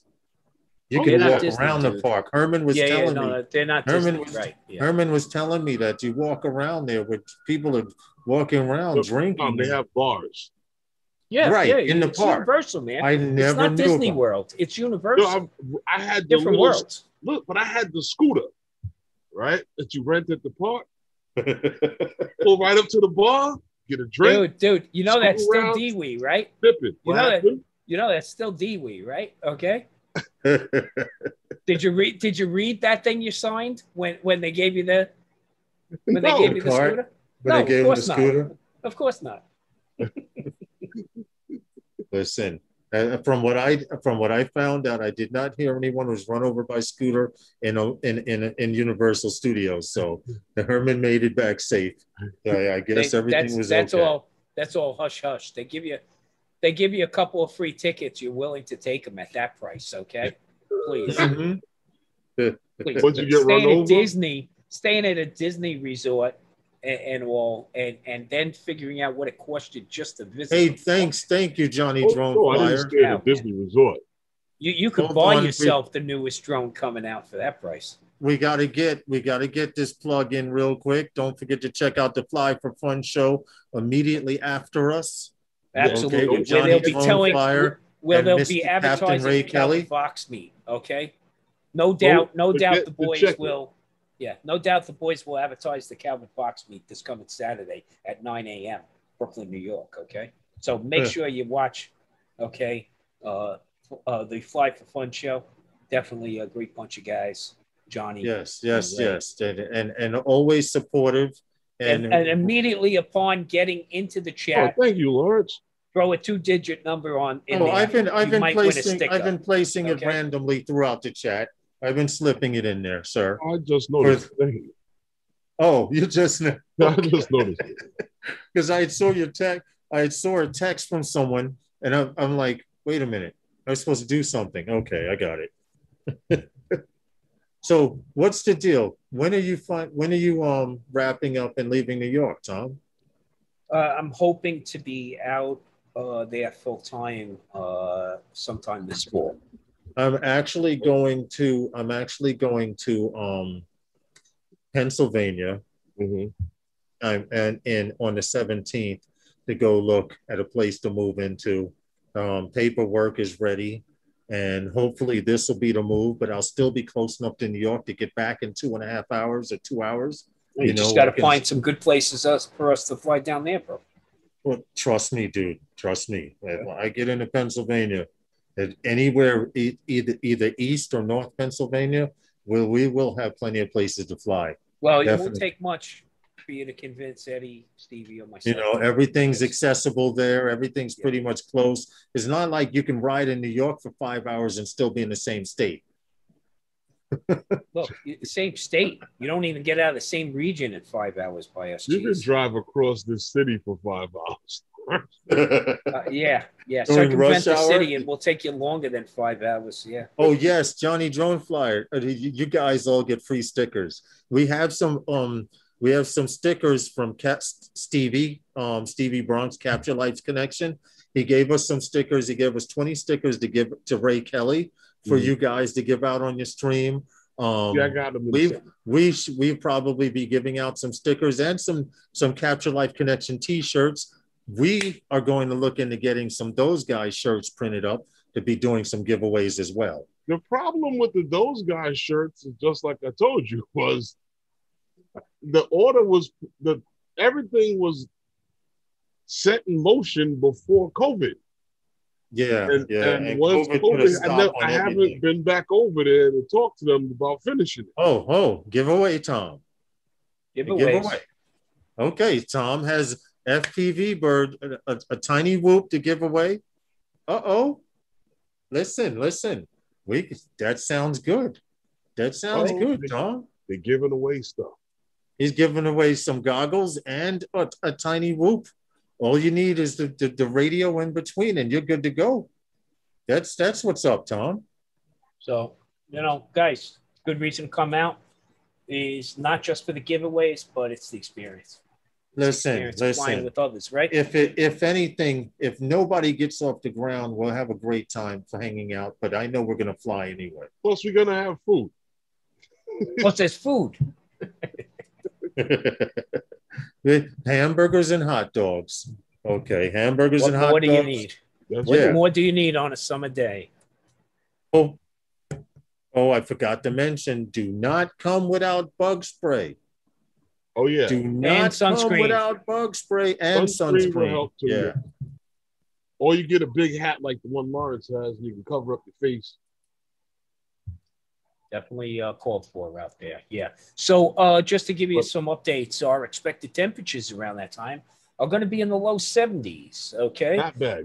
That temperature is going to rise to about 85 degrees around noon. So dress accordingly. Winds are going to be fairly low, between 4 and 6 miles an hour right now. Eddie Nunez, maybe I can win it and blame it on Tom again. Tom? Yeah. No. Yeah. Thank you, Eddie. Always appreciate it. What altitude we're going to be cruising at? Well, we'll be cruising at an altitude between 0 and 400 feet. Okay? Oh, no, hold on. You see what Marcel put? He said sick. Only just a few months in, and a lot of DJI pilots are giving up their FPV drones. Stuff is going to go on sale cheap from those people, guys. So jump on it. Look, guys. Settle down. And I'll tell you, when the DJI FPV 2 bird gets announced, yes, you'll be able to buy a DJI FPV real cheap. Okay. Would you like a Mavic Air 2 at a reasonable price? I have one available. Okay. Because I didn't buy the Mavic Air 2S. Okay. I do have a Mavic Air 2. Look, every drone sells at half the price when they start rumoring the new replacement drone. Yep. Okay. Yeah. That's all you got to wait. That's retail. For. That's straight retail. That's all you got to wait for. Okay. But people are Well, I only know of one guy that actually got rid of that FPV. Everybody else that has gotten rid of theirs has gotten rid of theirs by default. They've crashed it into the but you ground. still got a very strong following, and you know what? It's been a huge entry into FPV for a lot of I those think it camera was a drone good flyers, idea right? for DJI.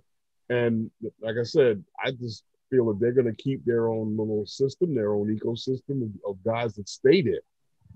Because there's guys that are probably having a great time with this. Like I haven't heard you complain see about what it. you see what Eddie put? Can I fly over the clouds? What's the METAR for that day? I'm not your keeper, bro. I'm not your keeper. Good thing I'm not Eddie's keeper. Holy shit. I wouldn't sleep at night. We are not going to encourage you, Eddie. So you can't Eddie needs blame no us for nothing. encouragement. Now, you know what it is, Tom? Tom, he's trying to set us up. He says, I see it now. He's setting us up, Tom. I kept going to this guy. There's these guys live stream, and they kept talking about this giveaway. And he comes in with a Sony Air Peak, talking about they gave it away. Let me explain to you. See, have you ever been on the highway and you're moving at well above the speed limit, and then some guy rockets past you? You know what I say? God bless him. You know why? Because now he's the fastest car on the road and he's the target. Okay? That's Eddie for me. They have a name for that, for those guys. Well, all I know. Yeah, Eddie, you're right. The FPV drone has its place. Okay? Oh, yeah. Of course it does. Of course. You know what, guys, I want to tell you about an experience I had like 2 weeks ago. We got the bikes out and we went, we just took a short ride over to Flushing Meadows. And so we're riding around Flushing Meadows Park, which it's where one of our RC parks is. And I happened to come around to the circle, but I was over by the lake side of the circle.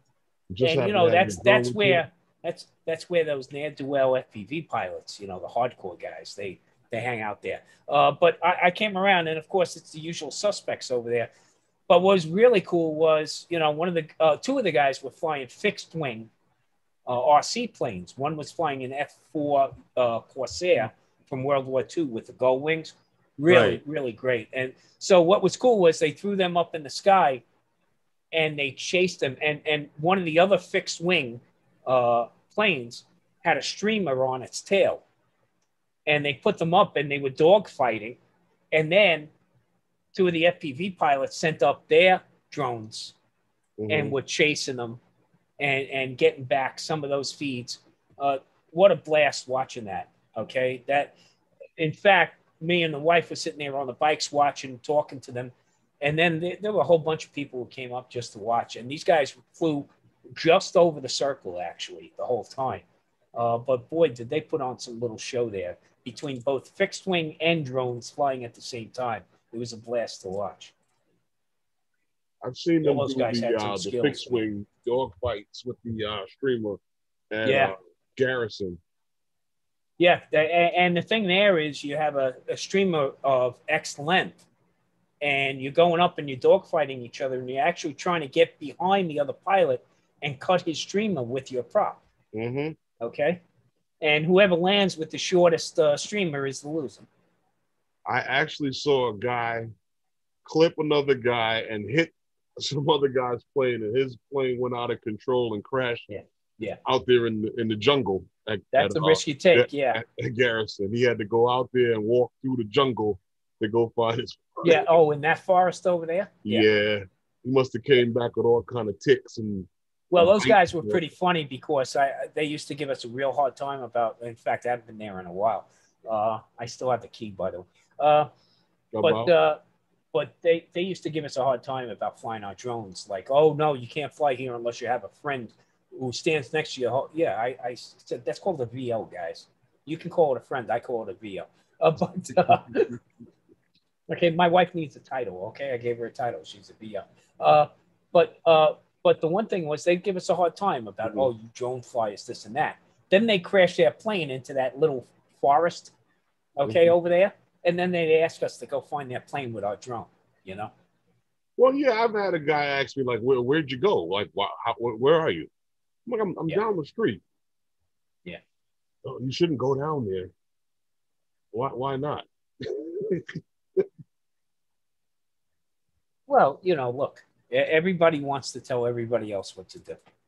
So, Eddie made a good point. He's going to do a comparison video between the FPV camera and the Hero 9 camera, and then color grade it. Eddie, why don't you hold a meet for that? You can do a color grading meet. Oh, I'm sorry. Somebody else is doing that already. That's right, Friday, 5 p.m. New York City 5 Boroughs. Go up on their Facebook group, sign up. Oh, sorry, that's happening on the same day as our meetup. Xavier is running a meet, 5 p.m. The information's up on the New York City 5 Boroughs 5 site. p.m.? Yes. Color grade D-log? How to color grade D-log. I'm not sure how they're going to do that, so it should be interesting. Without a computer and a screen. Well, he may have something. No, definitely check it out. I mean, you know. Anything's possible. I mean, if nothing else, it'll be completely entertaining. But I've been to meetups where guys don't even want to communicate in altitude and where they're located. So I'm just, how are you going to get them to sit down and be quiet about you showing them how to color grade? Offer them a juice box and cookies.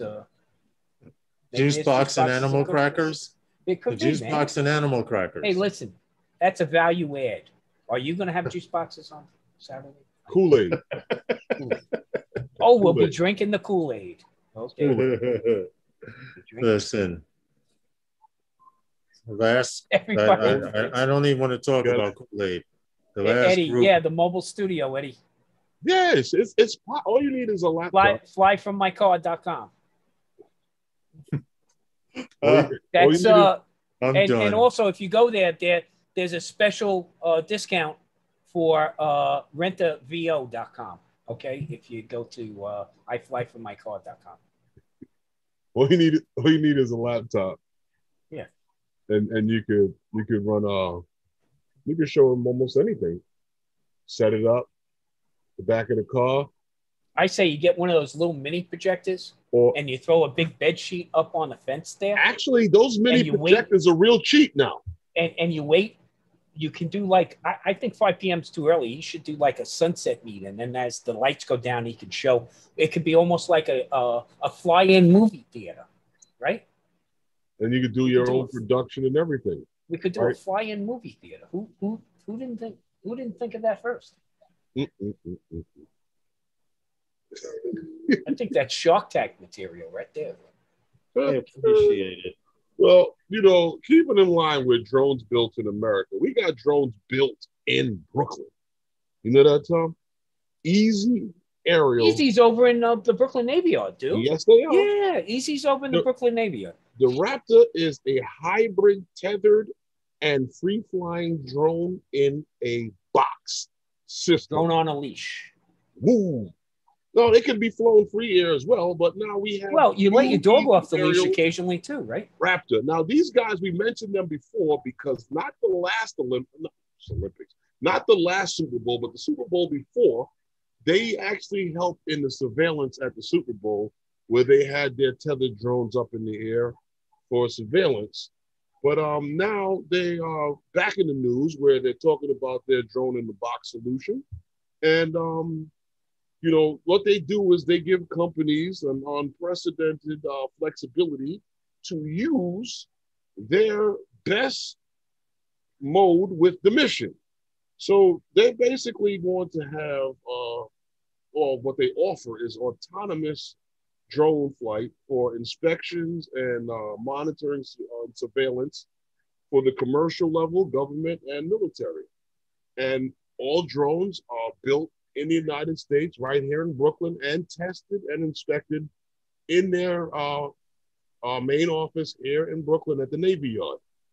So that's one, you know, another company right here in America building drones. Here's the dog on the leash, and like I said, you occasionally let your dog off the leash. Okay, so that's the premise here. Basically, you have a drone, a tethered drone, that can stay aloft for an indefinite period. It can loiter. Because through that tether, it's also getting power. So let's look at a scenario here. You have a physical plant you need to protect, okay? And so you have outdoor structures you need to keep an eye on.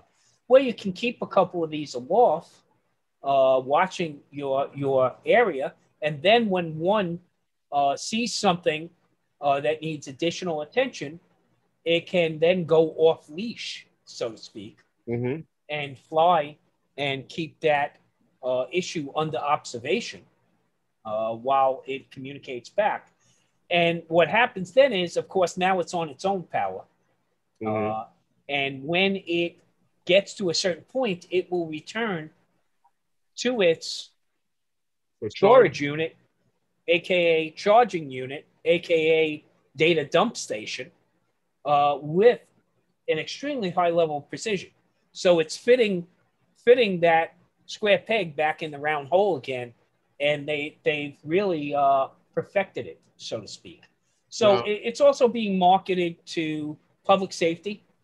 So say at a fire scene, it's something you could keep aloft for a long period of time at a large salvage operation, say a junkyard fire, something like that you know is going to go on for some period of time. You know, in public safety, what you're doing is you're burning batteries, you're burning packs, okay? You're putting it up, taking it down, putting it up, taking it down. With this, you could go aloft and stay there for a period of time. So pretty cool company, Easy Aerials. They're out of the Brooklyn Navy Yard. Good business area. That's now been transformed into a total industrial park. There's movie studios there. We have a Marine base there. Our Marine Battalion for the fire department is out of there. So that big red fireboat, one of them that Eddie shot, I think Eddie captured on the water doing the salute before the fireworks. You know, that's based out of there.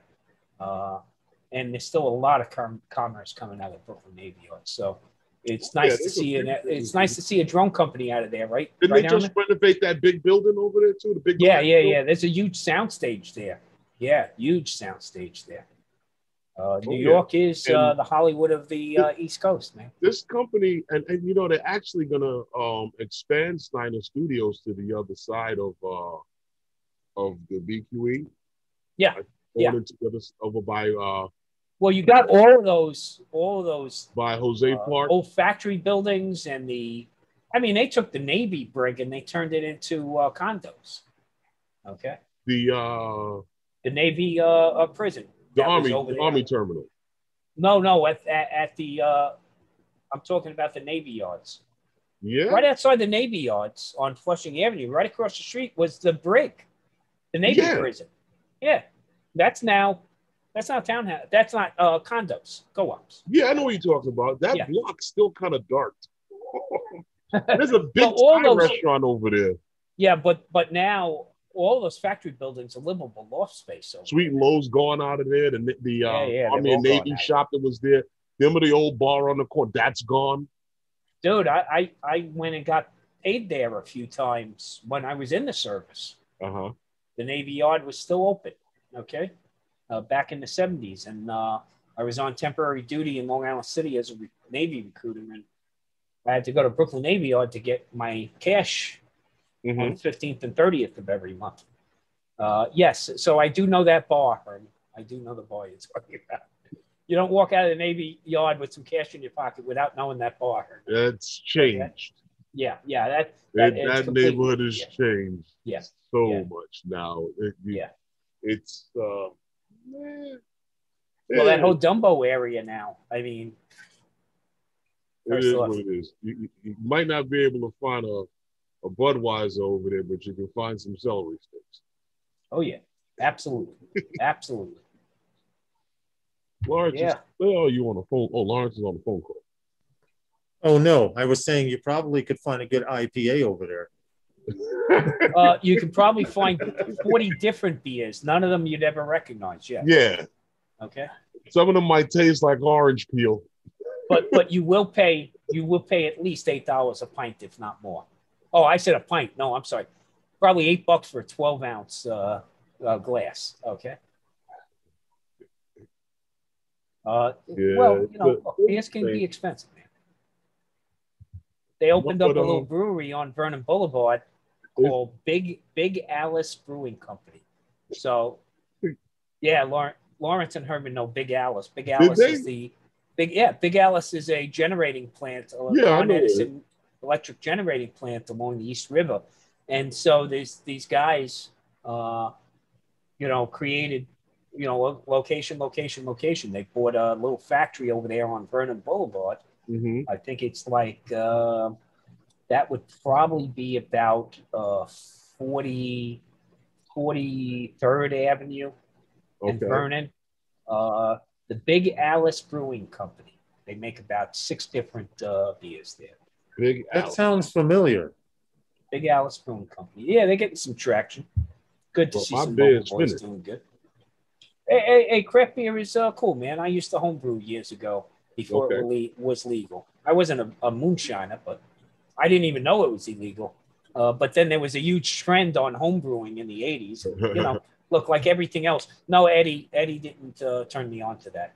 Good thing Eddie wasn't around me then. He'd be brewing beer. But yeah, we used to brew. Rob, we used to do the home. Feet on the ground. I got it. Tom, I used to work with a guy who his brother-in-law was had an important job at some brewery, and he used to get beer from his brother-in-law like every other week. He'd get a keg at the house, and he would bring beer into work every week for us to drink. Now imagine that we're up there, dude. I came from an Irish immigrant family. Okay, so a couple of my great uncles and an uncle worked for Reingold, Schmidt. Okay, and what was the other New York? Remember? Valentine beer. Valentine. No, not Pabst. There wasn't New York. Valentine. Reingold, okay, and Schaefer. Yes. And man, there wasn't a function that there wasn't several kegs at. And those guys used to, the funny thing was they take them out of the old station wagons and they throw the keg up on their shoulder like it was nothing. Okay, you and I would be crushed to the ground under that keg. Okay, but that's how they worked. They used to roll them out of the back of the truck onto their shoulder and walk them in the bar, and then roll them down. There were no hand carts.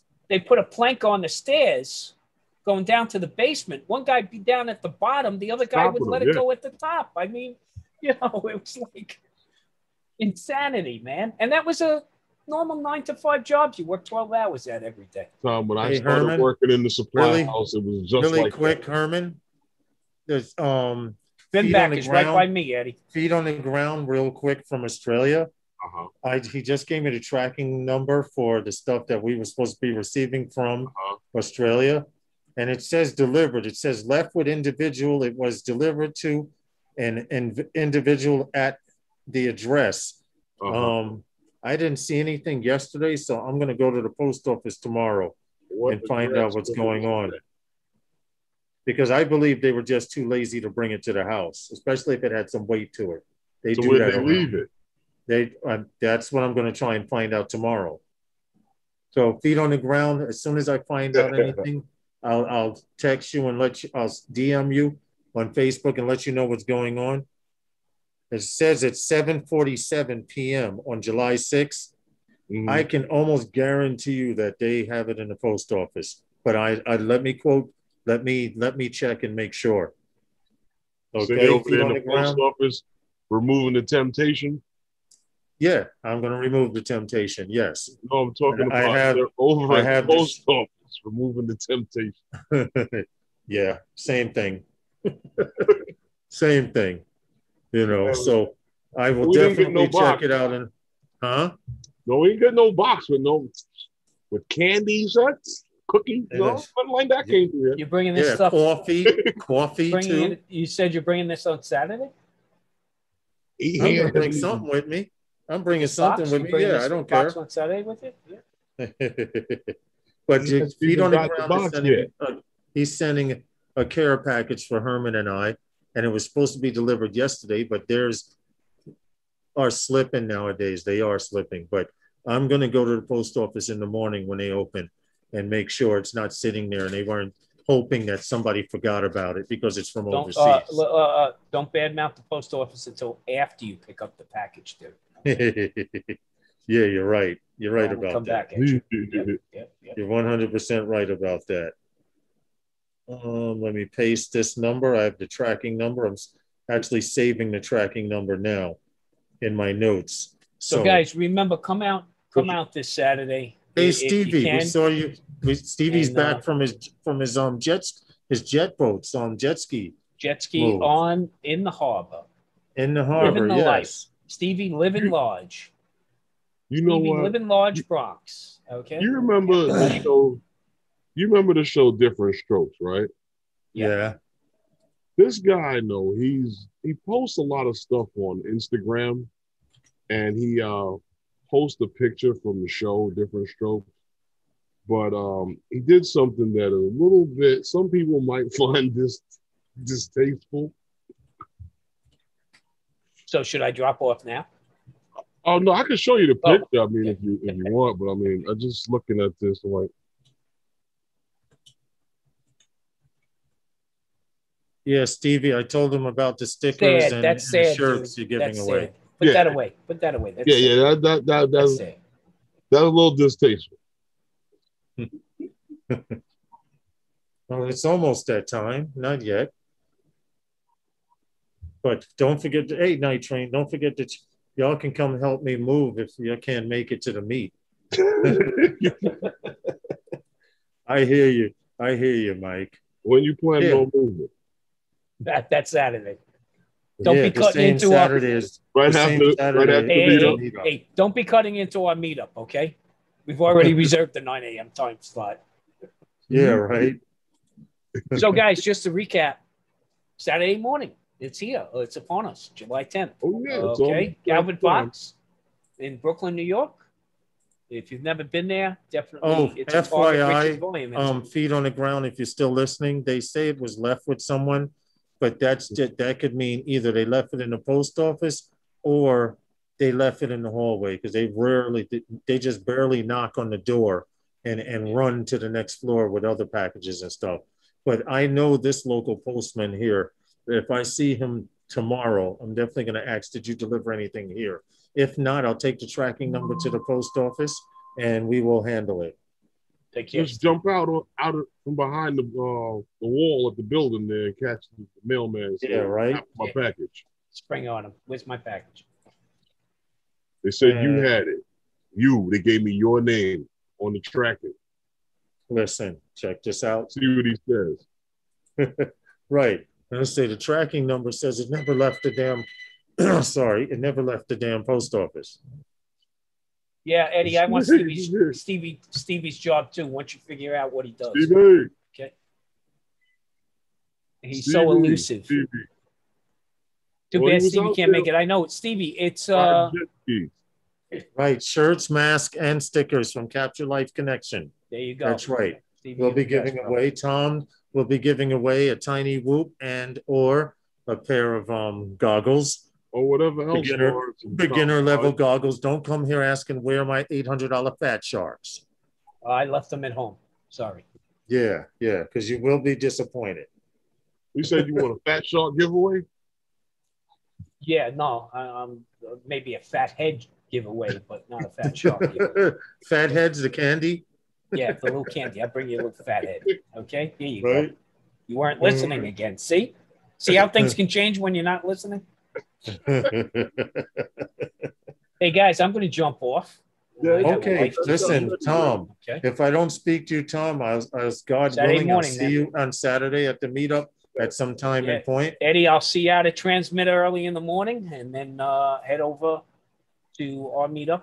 Hey guys, don't forget to check out the what's that? Fly for Fun show.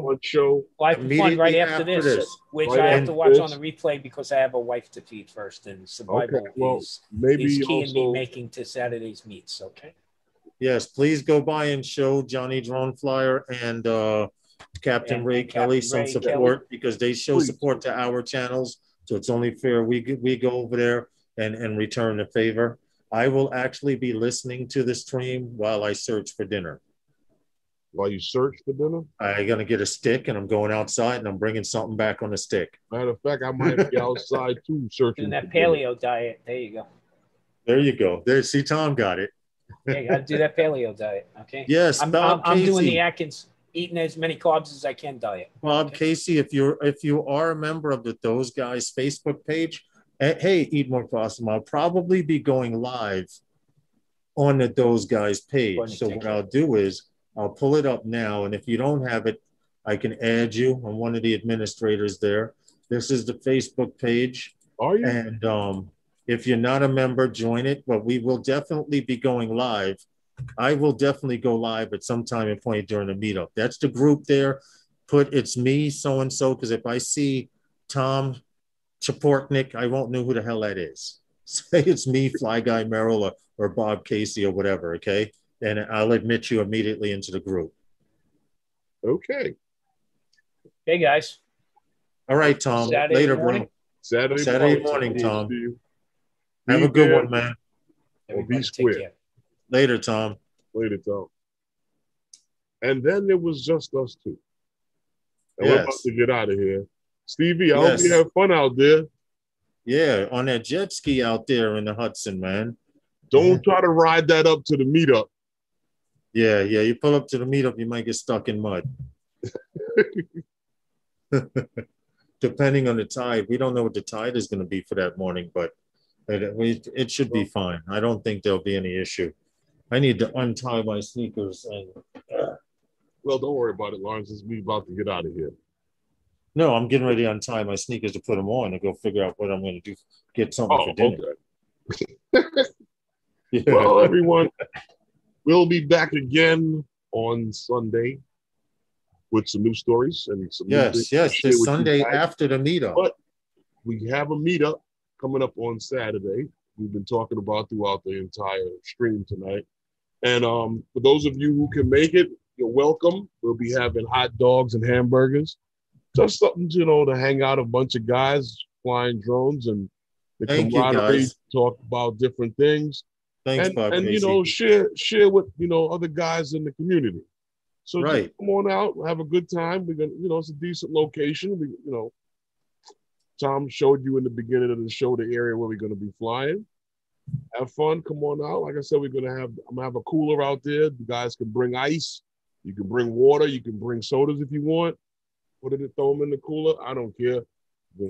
Have burgers, hot dogs. Either way, we will be there. We're gonna talk, we're gonna fly, we're gonna laugh, we're gonna have a lot of fun. Everyone let them know that we're crashing over from Those Guys stream into the Fly for Fun. And, let them know you came over from here. Show them some support, all right? Tell them we sent you on over there and just let them know everything is everything. And with that, like I said, we'll be back on Sunday. And Lawrence, you got anything to say?